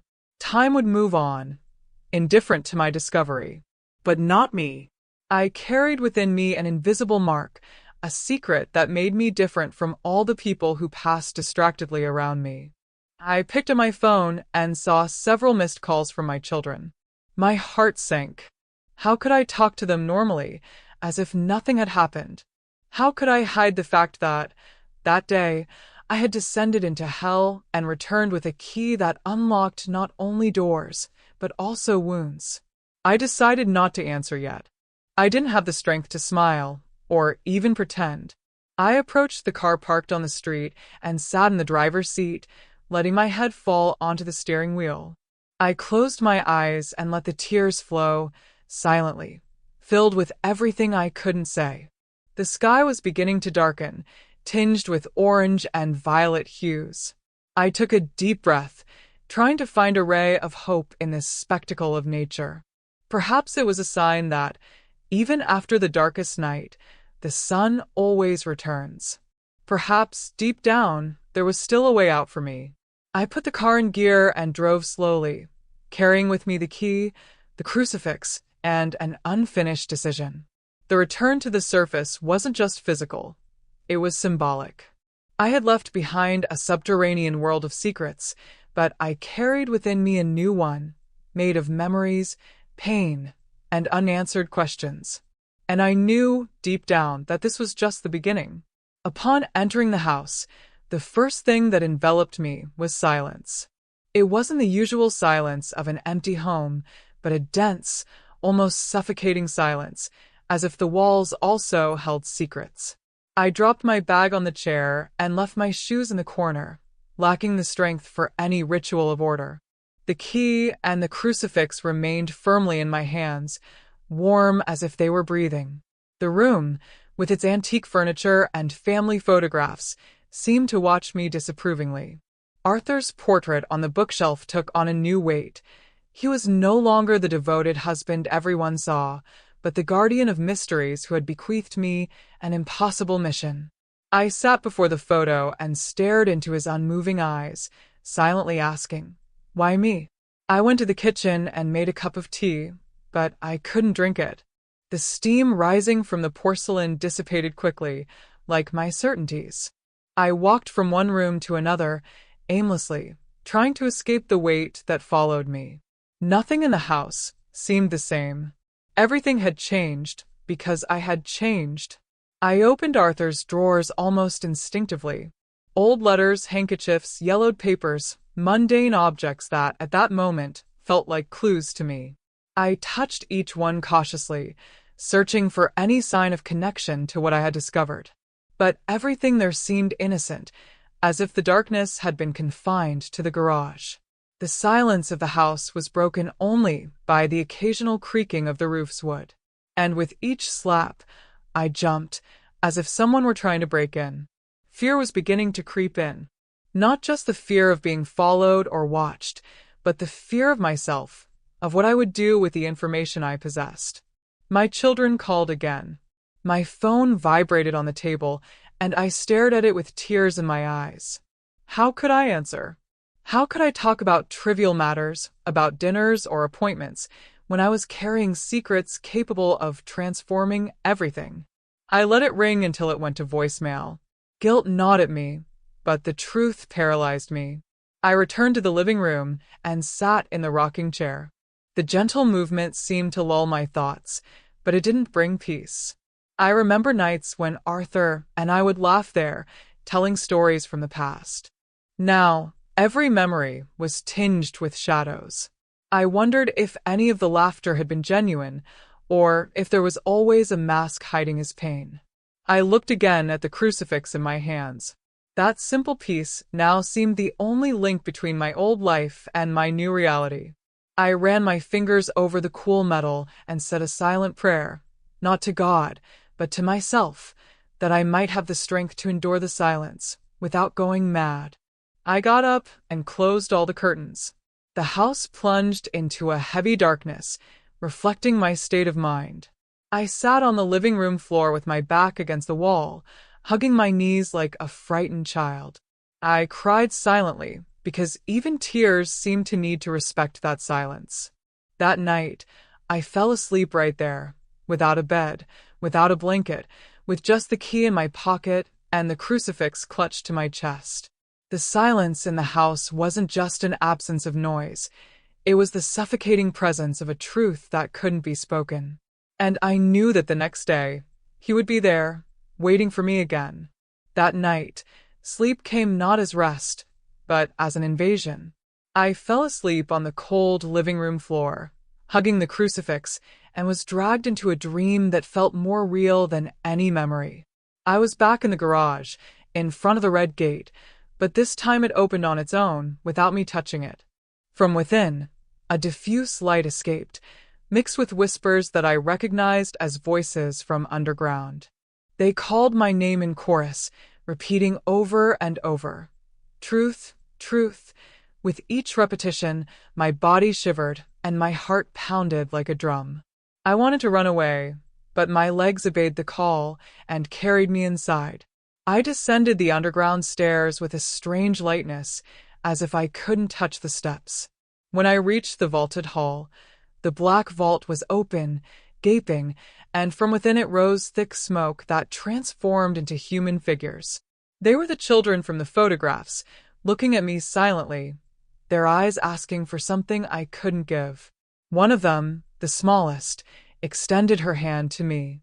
As I touched it, I felt a sharp chill run through me. Then she whispered something that froze me. "Don't hide. Silence kills again."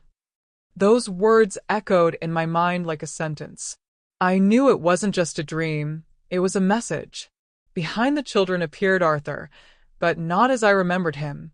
His face was tired, aged beyond death, and his eyes reflected regret. He said nothing, simply pointing to the crucifix I held. When I looked down at my hands, I noticed that the object glowed brightly, illuminating the entire underground. Suddenly, the scene changed. I was in a courtroom, surrounded by judges with their faces covered.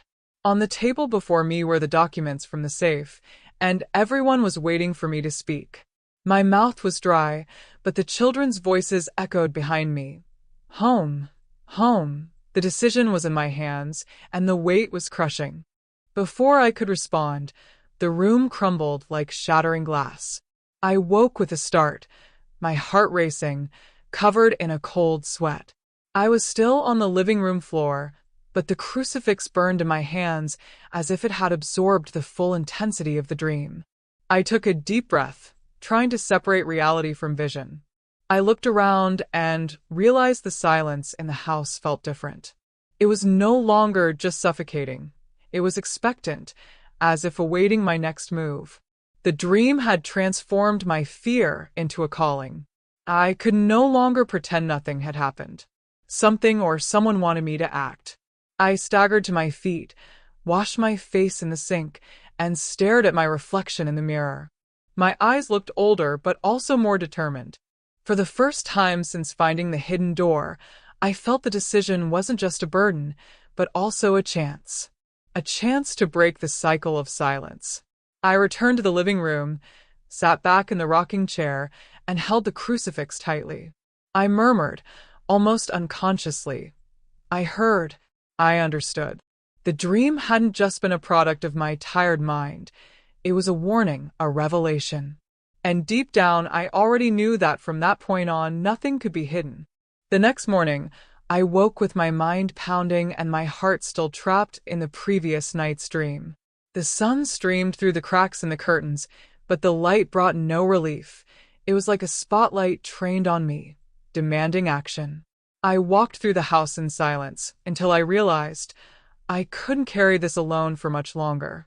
I made a strong coffee, trying to gather my thoughts. As I stirred the spoon in my cup, I decided I needed to confide in someone. Not everyone, not just anyone, but someone who had the courage and clarity to listen without judging me. The secret was already beginning to consume me, and I feared that if I kept it to myself, it would end up killing me in life. I picked up the phone with trembling hands and dialed Helena, my longtime friend. She was the only one who knew both my heart and my pain. She always said that secrets rot when kept locked away, and that sharing is the first form of healing. Her voice on the other end of the line sounded surprised but warm. "I need to see you, it's urgent," I said. We arranged to meet that afternoon, in the square where we used to walk. I spent the next few hours torn between relief and dread. Relief at having decided not to carry the burden alone, dread at the thought that by speaking, I would draw Helena into the same web that trapped me. How many times had Arthur hesitated in the same way before falling silent? When I saw her approaching, with her blue coat and that smile that stood the test of time, I felt a wave of emotion. I hugged her tightly, as if searching for the grounding I lacked. We sat on a secluded bench beneath an ancient tree. The wind blew gently, but my heart felt like a storm. I began speaking slowly, choosing my words like someone walking on broken glass. I told her about the garage, the hidden door, the underground passage, and the safe. Helena listened silently, her eyes wide, but without interrupting. With each detail, it felt like the weight on my chest shifted a little, though it was still immense. When I finished, there were tears in her eyes. "My God, do you realize what you've discovered?" she whispered. I shook my head in denial. I only realized the impact on myself, not the true scope. Helena took my hands and said, "This is too big to keep within four walls. But you can't rush it. You need to be careful."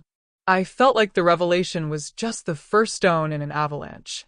By sharing it, the secret was no longer just mine, and this brought me both fear and hope. We were no longer facing an individual burden, but a shared and, at the same time, multiplied responsibility. We sat in silence for a few minutes, listening only to the birds and the distant sounds of children playing. It seemed a cruel irony. Life continued light and carefree around us, while we were both immersed in something that could change our destinies. As we said goodbye, Helena hugged me tightly and said, "Promise me you won't shut up again. If you need me, I'll be here." And in that moment, I realized that the first revelation hadn't just been a rant. It was the beginning of a larger story where my voice was finally finding an echo. That night, I returned home, my mind still pulsing with Helena's words. The relief of having shared the secret soon gave way to a greater uneasiness. Now I needed proof, something to confirm that my sanity wasn't crumbling along with these discoveries. The documents in the safe called to me like silent voices. I spread them out on the living room table, one by one, as if I were piecing together an ancient puzzle. Forged certificates, stained maps, typed letters with enigmatic signatures. Some papers were yellowed, others looked more recent, as if the story had spanned generations. There was a common thread, and Arthur seemed to have been just a link in the chain. I spent hours analyzing every detail. Dates didn't match, names repeated in different contexts, and symbols appeared like nearly invisible watermarks. They were signs of something larger, of a network hidden behind families, inheritances, and complicit silences. The feeling of being watched grew with each discovery. I grabbed a magnifying glass Arthur kept in his office and examined one of the maps. It was then that I noticed a barely discernible line connecting two cities, with a word written in Latin. Custody, the translation hammered into my mind. Guard or prison. That was no coincidence. It was a clue.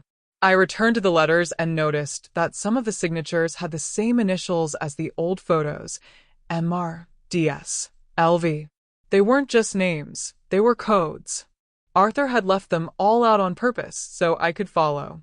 He knew that one day I would have to find the courage to continue his research. Notebook in hand, I began jotting down everything: dates, names, symbols, connections.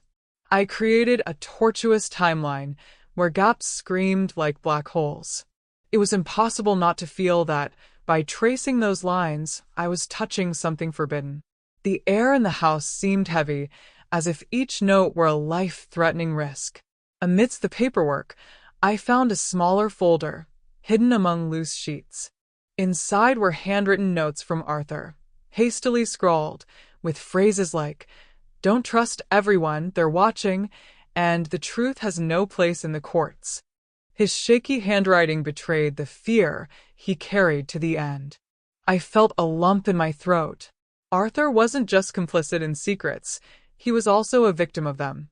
Keeping them all had consumed him, and now the responsibility fell to me. But there was also a sign of hope. In one of the notes, an underlined phrase clearly stated, "Whoever follows the trail will find liberation." I closed my eyes and rested my head on the table. It was as if Arthur were guiding me even from death, leaving me pieces of a path only I could follow. The weight was unbearable, but at the same time, it gave me a strange sense of purpose. That early morning, between tears and notes, I realized that the trail of documents wasn't just about the past. It pointed to something still alive, breathing in the shadows. And I knew that sooner or later, I would have to follow that thread to the end, even if it led me to a place of no return. After days of digging through the documents, I finally found something that seemed more than just random symbols. In one of Arthur's notes, almost illegible from the rush, there was a clear notation: Procadisse, midnight, March 15th. The date had already passed, but I didn't believe it was just a dead record. It was a password, a reminder, perhaps an encounter that repeated itself year after year. The thought of going out alone at midnight terrified me, but at the same time, I felt an uncontrollable calling. I spent the entire day trying to convince myself to ignore it, but the paper seemed to burn in the drawer, forcing me to give in. When night fell, I put on my most discreet coat, pocketed the crucifix, and left the house with shaky steps. The square was nearly deserted when I arrived. The streetlights cast long shadows, and the few passers-by looked like ghosts crossing the dawn. I sat on a stone bench, trying to look like just an ordinary lady, but my pounding heart betrayed the opposite. I looked around, fearing both the emptiness and the presence of someone. Minutes dragged on like hours, until I noticed a man standing near the cathedral steps. He wore a dark overcoat and seemed to be observing me calmly. My first impulse was to get up and run, but my legs remained rooted to the spot. He approached slowly, and his voice, when he spoke, was low, almost a whisper. "You're the guardian, aren't you?" I was speechless, unsure how to respond. Arthur's words from the notes echoed in my mind. Don't trust everyone, but there was something in that man's gaze. It wasn't a threat, it was recognition, as if he knew exactly what I carried. I took a deep breath and simply nodded, without saying a word. He sat beside me, keeping a respectful distance. From his pocket, he pulled a manila envelope and placed it between us. Arthur knew I couldn't handle it alone. He asked that if anything happened, I continue the work.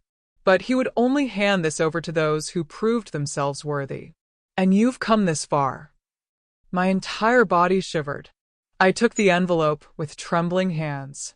He stood up immediately, not giving me time to ask his name or destination. Before walking away, he simply said, "Don't open it here.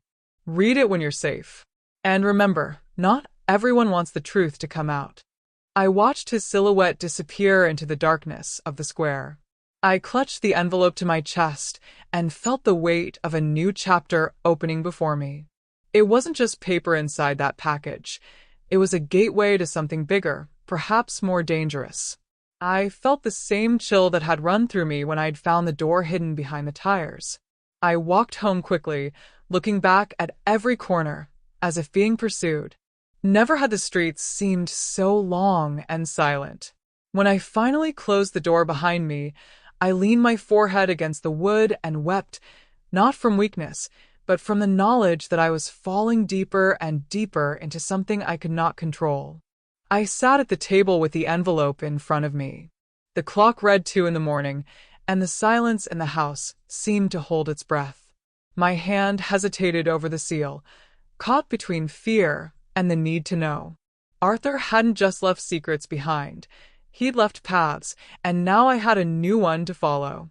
With the envelope in front of me, my hands were sweating as if I were holding a bomb about to explode. The silence in the house seemed amplified, every creak of the wood sounding like a warning. I took a deep breath, ran my finger along the seal, and with a dry snap, opened the flap. The smell of old paper escaped, mixed with something metallic, almost ferrous. Inside, I found a sheaf of carefully folded papers and a small silver key tied to a red string. I held the key for a few seconds, feeling the cool metal against my skin. This wasn't just an object. It was a promise of new doors, of more buried truths waiting. The papers bore notes in cursive, unlike Arthur's. They were instructions, almost like a manual. The first line gave me chills. If you've come this far, it's because you've accepted the Guardian's burden. Now you need to go further. I felt my heart race, as if someone was watching me as I read. The following pages revealed locations marked on rudimentary maps, with symbols I'd seen before in the vault's documents.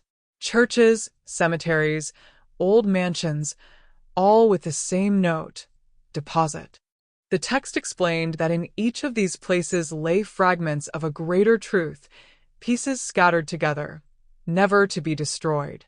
At the end of the pack, a highlighted sentence sent chills down my spine. The truth does not belong to one person alone. It needs to be shared, even if it hurts. In that moment, I realized that my revelation to Helena hadn't just been a rant. It was part of a much larger plan, almost as if I were following a script that had already been written. I examined the key again. On the side was engraved a number, 314. It didn't look like it belonged to an ordinary door, but perhaps to a safe, a bank drawer, or even a secret compartment. Arthur and his accomplices had left riddles that could only be deciphered step by step, with no shortcuts. The red string drew even more attention. It wasn't a simple adornment. It was a recurring symbol, seen in diaries and photographs. It represented both sacrifice and alliance. As I wrapped the string around my finger, I felt as if I were making a silent pact with something beyond my comprehension. Suddenly, a feeling of loneliness washed over me. Even with the clues, I was diving into an unknown ocean with no guarantee of return. But at the same time, there was a spark of courage in my chest, as if Arthur himself, from somewhere, was urging me onward. I sealed the envelope and put it in my dresser drawer, locking it with an old house key. Not because I wanted to escape, but because I knew I needed to prepare myself before taking the next step. The contents were clear. I had a destiny mapped out for me, and I had to follow it. That morning, before turning out the light, I stared at the silver key on the table. The number 314 reflected beneath the lamp like an enigmatic beacon. I didn't know where it would lead me, but I was certain of one thing: Arthur's past hadn't ended with his death. And my future now depended on what I did with that key. I spent days with the key in my hand, lacking the courage to take the next step. The number 314 haunted me. I dreamed about it, saw it on license plates, even saw it on my digital clock when I woke up in the middle of the night.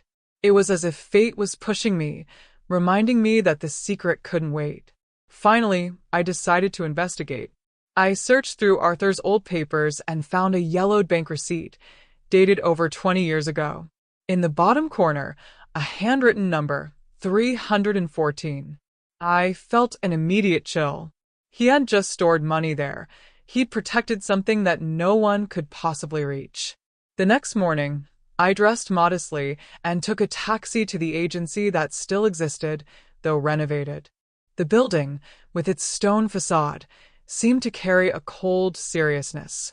I entered with unsteady steps, and as I approached the counter, my hands were sweating so much I had to hold them behind my back to hide it. I handed the receipt to a neutral-looking attendant. She entered some information into the computer and raised an eyebrow. "It's been a long time since the safe was open, ma'am." I nodded, trying to hide my nervousness. After some bureaucratic procedures and the presentation of my documents, they finally led me to the safe room. The room was silent, lit by cold lamps, with narrow metal corridors lined like guardians. The sound of keys turning and locks opening seemed to echo in the back of my mind. When the clerk handed me the drawer corresponding to number 314, I felt the weight of history settle on my shoulders. I opened the small metal door with the silver key. The click echoed like thunder in the silence of the room. Inside the compartment was a dark, polished wooden box wrapped in a cloth embroidered with symbols I'd seen in Arthur's notebooks. It was more than just a storage place, it was a reliquary. The clerk left me alone, as if knowing the moment was too intimate to be observed. With trembling hands, I removed the box and placed it on the table. The cloth exuded a scent of old incense, mixed with mildew. I untied the knots and, for a moment, almost gave up on opening it, fearing what I might find. Inside the box was another stack of documents, more organized than the one I'd found at home. Among them stood a leather-bound diary with the letter A engraved on the cover. Beside it was a silver medallion with the same red cord that accompanied the key. The symbolic weight of these objects was overwhelming. I quickly flipped through the diary and realized it wasn't just Arthur's. There were different handwritings, entries signed by people from decades past. It was as if the vault held a rotation of guardians, each leaving their mark for the next. 314 wasn't just a number, it was an inheritance. I closed the box again and held it to my chest. As I left the bank, the sunlight felt almost offensive. I carried with me not only objects, but generations of secrets that were now my responsibility. And deep down I knew that diary would reveal more than I was ready to hear. Back home, I placed the box on the table and stared at the leather-bound diary. The letter, A, engraved on the cover seemed to pulse in the yellow light of the lamp. I hesitated for a few minutes before opening it, as if turning the first page meant stepping through a portal of no return. But fate had already decided for me. The first pages were worn, written in ancient script. They spoke of secret meetings held in church basements and remote farmyards. The tone was almost confessional, describing the burden of guarding the truth as an oath passed down from generation to generation. It was clear this diary was the record of the Guardians. As I progressed, I noticed changes in the writing, indicating that the book had passed through several hands. Each Guardian added their experiences, fears, and discoveries. Some wrote in detail, others simply left symbols or enigmatic phrases. It was a chain of voices, united by the same dark secret. One of the accounts caught my attention. It dated from 1943, in the midst of the war. The author spoke of documents stolen from military archives and a shadowy alliance manipulating global events. The Guardian's role, he said, was to prevent certain information from falling into the wrong hands, although they weren't always free from error. Further on, I found Arthur's handwriting. I immediately recognized his firm lines, but they were darker than in the notes I already knew. He described sleepless nights, encounters with men who used aliases, and the weight of carrying a secret that kept him away from me. He wrote that he often wanted to give up, but that he didn't have the right. Between the pages were black and white photographs. Children, entire families, places I recognized from maps. On the back of each photo were symbols and initials, as if each image were a catalogued piece of a puzzle. Arthur had mentioned that Each face hid a story that couldn't be told aloud. There were also records of suspicious deaths.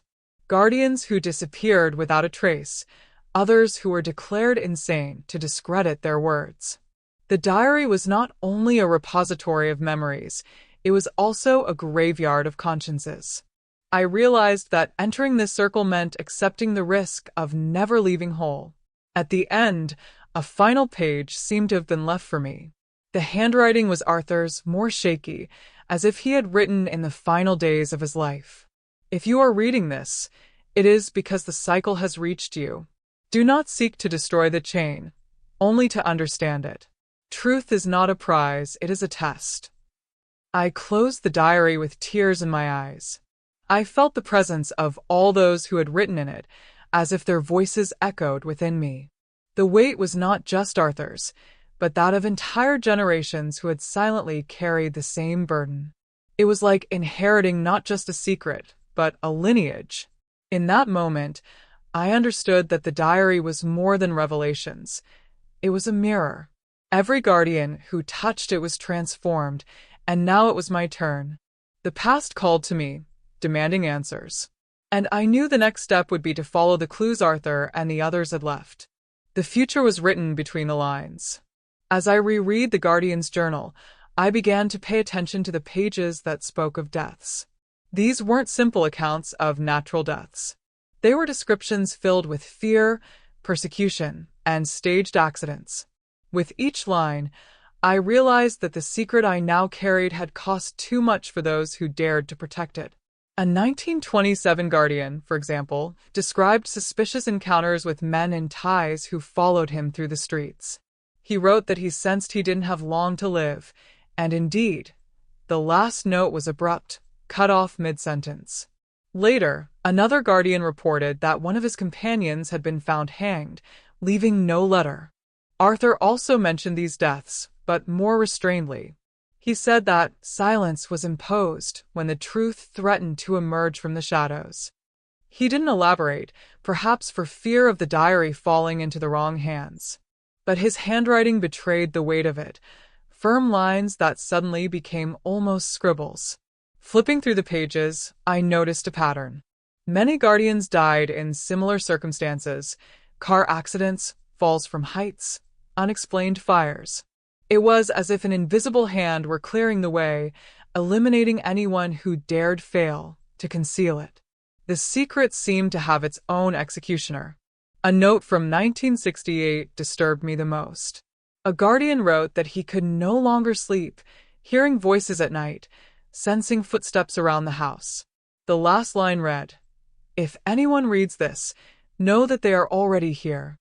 The next page was stained, perhaps with blood, perhaps with hastily spilled ink. The deaths weren't just individual. Some entire families disappeared without explanation. Photographs kept in the diary showed smiling faces that were later crossed out with a red X. These records made me shudder. It wasn't just about protecting information. It was a power play where entire lives were sacrificed. Arthur, in his final pages, made it clear that he knew the risk. "If I fall, don't cry for me. Just keep going." Those words echoed in my mind like a cruel sentence. His love for me was mixed with loyalty to a greater pact, and perhaps that's why he hid so much. It was protection but also condemnation. I closed the diary and stared at the key on the table. If so many had died to keep the truth hidden, why did Arthur want me to stay? Did he believe I would be stronger? Or perhaps he was simply passing on an inevitable inheritance, one I couldn't refuse. Fear gripped me that night. I turned out the lights and lay down, but I couldn't sleep. Every creak in the house felt like a warning. Every shadow in the hallway felt like an invader. Stories of the dead Guardians haunted my sleep, turning my room into a silent courtroom. I knew it could be my turn at any moment, but at the same time, a flame ignited within me. If so many had been silenced, perhaps it was time for someone to break the cycle. I didn't yet know how, but the weight of those deaths gave me a purpose, not to let them continue in vain. The truth couldn't be buried with them. After sleepless nights, I returned to the Guardian's journal. Among the familiar pages, I noticed small symbols marking the margins, almost invisible to the naked eye. I used a magnifying glass and discovered they were arrows leading to specific passages, as if they were clues left on purpose. That was how I found the answer I'd so feared. The records spoke of something greater than a simple family heirloom. The Guardian's true purpose was to preserve a body of documents and evidence that, if ever brought to light, would shake history as we know it. These weren't just domestic secrets or personal shame. It was a pact of silence upheld for centuries. One account mentioned the invisible hands that move the destiny of nations. Others spoke of hidden alliances between religious and political leaders. Secrecy was not just a relic, it was a weapon. Guarding the truth meant preventing it from being used for further manipulation, but also perpetuating lies. Arthur knew this. In his last notes, he wrote, "I protected the secret out of love, but also out of fear. If it were revealed, it would destroy more than it would save. But hiding it is also a form of condemnation." The ambiguity of those words gnawed at me. He had no ready answers, only dilemmas. As I read, a strange feeling washed over me. It wasn't just Arthur's story, or the Guardians, or the silenced deaths. I was already part of it, too. The mere fact of knowing made me part of the chain. The inheritance wasn't optional. It was a mark that now lived within me. I found a passage that seemed written for those who came after. When your turn comes, remember, the truth never belongs to one person alone. Decide not by fear, but by what can free you. These words burned in my chest. I realized, with painful clarity, that it was no longer about keeping, but about choosing. I began connecting the dots. The silenced deaths, the secret encounters, the repeated symbols on maps and photographs. Everything converged on a single place, mentioned repeatedly, but always enigmatically. Ground Zero. None of the Guardians explained exactly what it was, but they all spoke of it with reverence and awe. Arthur wrote, "If she gets to point zero, she will know what to do." This phrase tormented me. What exactly did it mean? Was it a physical place, a hidden archive, or something symbolic? The doubts didn't diminish, they only grew. And with them, my desire to follow the path to the end. That night, I looked at the key, the diary, and the locket. 3 pieces of a larger puzzle. For the first time, I felt that I wasn't just following in Arthur's footsteps, but that something beyond him was calling me. Perhaps that was precisely the purpose of the Guardians, to push others to discover things for themselves. I decided I would go after Ground Zero. Perhaps there lay the truth that so many had died to hide. Perhaps it would be my end, as it was theirs. But I could no longer live torn between ignorance and the weight of secrecy. It was time to take the next step, no matter the cost. I spent days revisiting Arthur's diary, maps, and scattered notes. The phrase Ground Zero appeared recurrently, but never in clear detail. Some Guardians called it the heart of the secret, others the gateway. Most intriguingly, everyone spoke of it as if it were an inevitable destination, the place where the mission culminated. I began cross-referencing old maps with current records. Several marked points corresponded to churches, cemeteries, and public buildings. But one symbol always recurred around the same area of the city, the old train station, decommissioned over 50 years ago. A forgotten space, but still pulsating with history. Arthur had mentioned this place only once in a brief note. The station keeps the echo of the beginning and the end. These words echoed in my mind like an impossible riddle. I felt that was where I had to go, even though every instinct warned me of danger. Ground Zero seemed to have chosen me. The next night, I summoned my courage. I pocketed the golden key and medallion, put on a heavy coat, and left the house in silence. The streets were empty, only a few lit streetlights illuminating my path. With each step, I felt myself moving away from the ordinary world and entering a realm where time no longer existed. The station loomed on the horizon like a sleeping giant. The peeling walls, the tracks overgrown with weeds and rust, the broken windows. Everything exuded abandonment, but also mystery. When I reached the main entrance, the iron gate was ajar, as if someone had already been waiting for me. Inside, the silence was absolute, broken only by the sound of my own footsteps on the stone floor. My cell phone's flashlight illuminated bits of benches, rusted signs, and clocks frozen at 3:14. The same number as the key. My heart raced. None of this was a coincidence. I walked onto the main hall. In the center, there was a circular mark on the floor, worn but still visible. A symbol similar to the one engraved on the medallion. I knelt and ran my hand over the design, feeling the relief almost disappear beneath my skin. In that instant, I knew for sure I was standing before Ground Zero. The air grew colder, and a strange sensation washed over me, as if I were being watched. I remembered the voices I'd heard in the basement of the garage and shivered. Ground Zero wasn't just a physical location, it was also a portal of memories, where each guardian seemed to still reside. I instinctively picked up the medallion and placed it within the circle. A deep click echoed from the bowels of the station. The ground shook slightly, as if a sleeping machine had awakened. And then, a small opening appeared in the center of the symbol, revealing a staircase descending into the depths. I stood there, breathing deeply, knowing I was facing a choice that would change everything. Ground Zero beckoned me in, just as the garage had done weeks ago. But now, the weight was heavier. I carried not only Arthur's secret, but centuries of silence.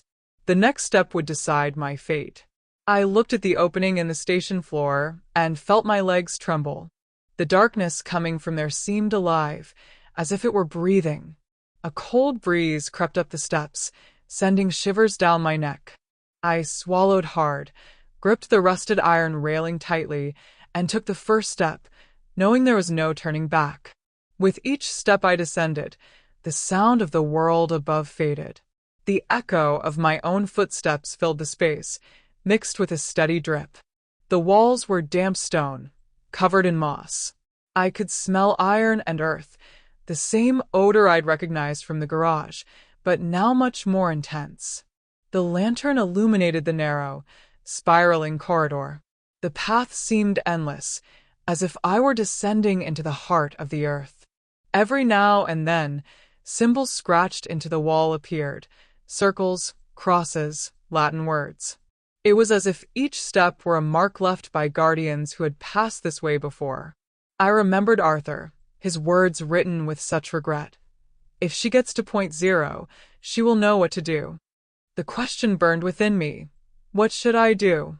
The diary offered no answers, only clues. But perhaps the latter was the last of them, an invitation to confront the truth. Suddenly, I heard a loud crack above me. I whipped around, but the opening was already closed. The medallion had vanished from the circle, as if it had never been there. Panic gripped me for a few seconds. I was trapped.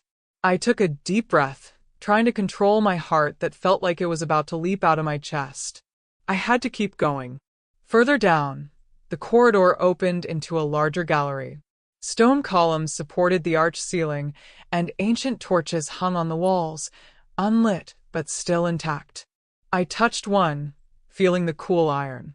It was impossible not to wonder, how many before me had lit that flame? The silence was so heavy that every thought seemed to scream inside my head. But suddenly, I realized I was no longer completely alone. A low whisper echoed through the tunnel, indecipherable. My breathing quickened. I remembered the voices Arthur had feared, the ones that came whenever someone got too close to the truth. I continued descending until I reached an iron gate carved into the rock. It was immense, covered in Latin inscriptions that glowed faintly in the lantern light. In the center was a perfect circle, identical to the symbol on the medallion. But this time, there was no key, just my trembling hand, ready to touch the unknown. I placed my palm close and felt an unexpected heat radiate from the metal. The gate responded to my touch with a deep roar, and the inscriptions began to pulse as if alive. The stones beneath my feet vibrated, and an invisible force pulled me forward. I barely had time to retreat. With a loud bang, the gate began to open, revealing a golden glow that came neither from torches nor lamps. It was a light that seemed to rise from the air itself, enveloping and ancient. I covered my eyes with my hand, but continued forward. I knew I was about to cross into the heart of the secret. As I passed through the gate, the brightness enveloped me completely. At first, I thought I was dreaming. The walls, ceiling, and even the floor were bathed in a golden light that came neither from lamps nor torches. It was as if the air itself glowed, reflecting in symbols carved into every stone. The room wasn't just a hall. It felt like a temple forgotten by time. In the center stood a massive stone table, covered in ancient inscriptions I didn't recognize. Around it were 12 chairs, also carved from stone, each with a different symbol engraved on the back. It was impossible not to think of a secret council that met there, silently, generation after generation, to decide the fate of all that was hidden. The ceiling was high and vaulted, supported by columns reminiscent of medieval cathedrals. But instead of saints or angels, they were carved with anonymous figures, their faces indistinct, as if representing guardians who should never be remembered by name. There was something sacred and, at the same time, terribly heavy about the place. As I walked through the hall, my footsteps echoed in a slow rhythm. Each step seemed to awaken buried memories. My skin crawled as I noticed that some of the chairs were occupied. They weren't living people, but shadows carved in light, as if fragments of ancient presences still lingered there, awaiting their next guardian. At the back of the hall, I found a low altar. Upon it rested a massive book, closed with golden chains. The key to open it seemed to be the same one Arthur had left me, the one engraved with the word Veritas. I gripped the object tightly, feeling the weight of the decision. Opening the book could mean either revelation or doom. I brought the key to the padlock and, before turning it, closed my eyes. I remembered Arthur, the guardians, the silent deaths. How many before me had stopped at that very moment? How many had the courage to move forward? The key trembled in my hand, as if it carried the souls of them all. With a sharp click, the chain fell to the floor, echoing through the room like muffled thunder. I slowly opened the book, and a wave of cold wind swept through the room, momentarily extinguishing the golden glow. The pages were aged leather, and the words were written in an ancient but surprisingly clear script. The opening lines spoke of the truth that sustains the lie. It described secret agreements made over centuries, pacts between men of power and faith that kept humanity under carefully woven veils. They described manipulations of wars, destruction of evidence, and the concealment of knowledge that could change history. My chest tightened. It was as if each word weighed a ton. I was no longer just reading. I was inheriting the weight of every decision made before me. I realized Arthur was right. Revealing could liberate, but it could also destroy. And hiding was perpetuating the cycle. I was facing an impossible crossroads. I closed the book, feeling it wasn't time to digest it all yet. The golden hall seemed to breathe with me, as if awaiting my choice. I knew that from then on I could no longer live as before. The truth was now mine. But what to do with it, that would be the final judgment. I had barely closed the book when the golden hall changed. The walls pulsed as if breathing, and the stone chairs began to glow more intensely. The shadows that had previously seemed carved now moved, outlining human figures. Voices emerged, first a murmur, then a deep chorus that shook the floor. "Guardian, what will you do with the truth?" echoed a clear voice, its origin unclear. My heart raced. I didn't respond immediately. I felt small, crushed by the weight of centuries that weren't mine, but now rested in my hands.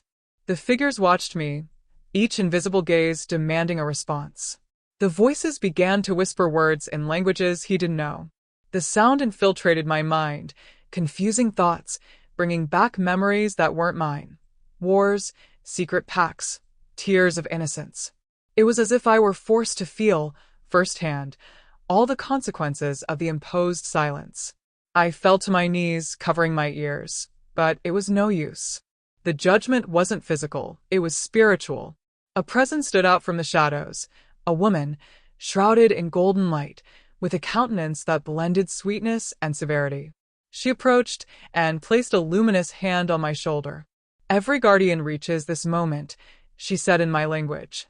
"Some choose to remain silent and protect, others choose to expose and perish.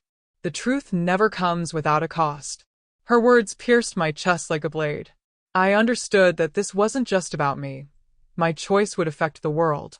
I lifted my face and replied, my voice breaking, "And if I don't choose?" The hall vibrated with displeasure. The figures rose in deafening silence, and I felt the air thin, as if crushed by my own indecision. I learned there that omission was also a choice, and perhaps the cruelest of all. The woman looked at me compassionately. "Silence preserves but corrodes. Revelation liberates but destroys. Neither is light. You decide which scar to bear." My body trembled, but I realized I could no longer run away. Arthur had been through this. The guardians before him had too. Now it was my turn. I took a deep breath, feeling a flame rise within me. The voices, once deafening, grew quiet, as if waiting. The trial wasn't about right or wrong, but about courage. The entire Golden Hall seemed to lean toward me, pressing in, waiting for me to pronounce my sentence. And then I understood. The truth wasn't a burden merely to keep or reveal. It was a mirror. What I did with it would reveal who I truly was. In that moment, more than inheriting secrets, I was inheriting myself. Silence or revelation, both would define my destiny. I closed my eyes and raised my voice. I didn't yet reveal my decision, but I proclaimed that I would choose consciously, not out of fear. The hall shook like thunder. The shadows dissolved, and only the luminous woman remained before me, smiling enigmatically.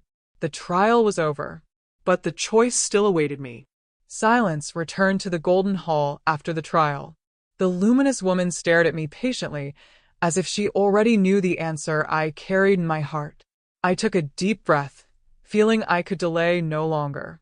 The weight of the book, the voices of the guardians, Arthur's memory, everything converged on that moment.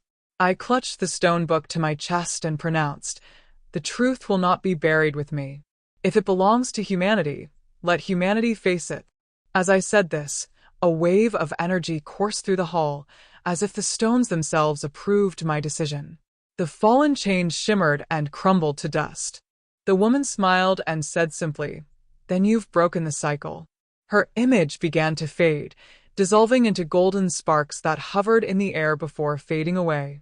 I felt a strange mixture of relief and fear. I had chosen to reveal myself. And with that, I also assumed all the risks that decision entailed. The golden room slowly faded, as if it had never existed. When I opened my eyes, I was back in the garage. The key, the book, and the medallion lay beside me, but now they were just ordinary objects, dull and devoid of magic. Or perhaps the power had passed into me once and for all. As I left, the brightness of the day blinded me.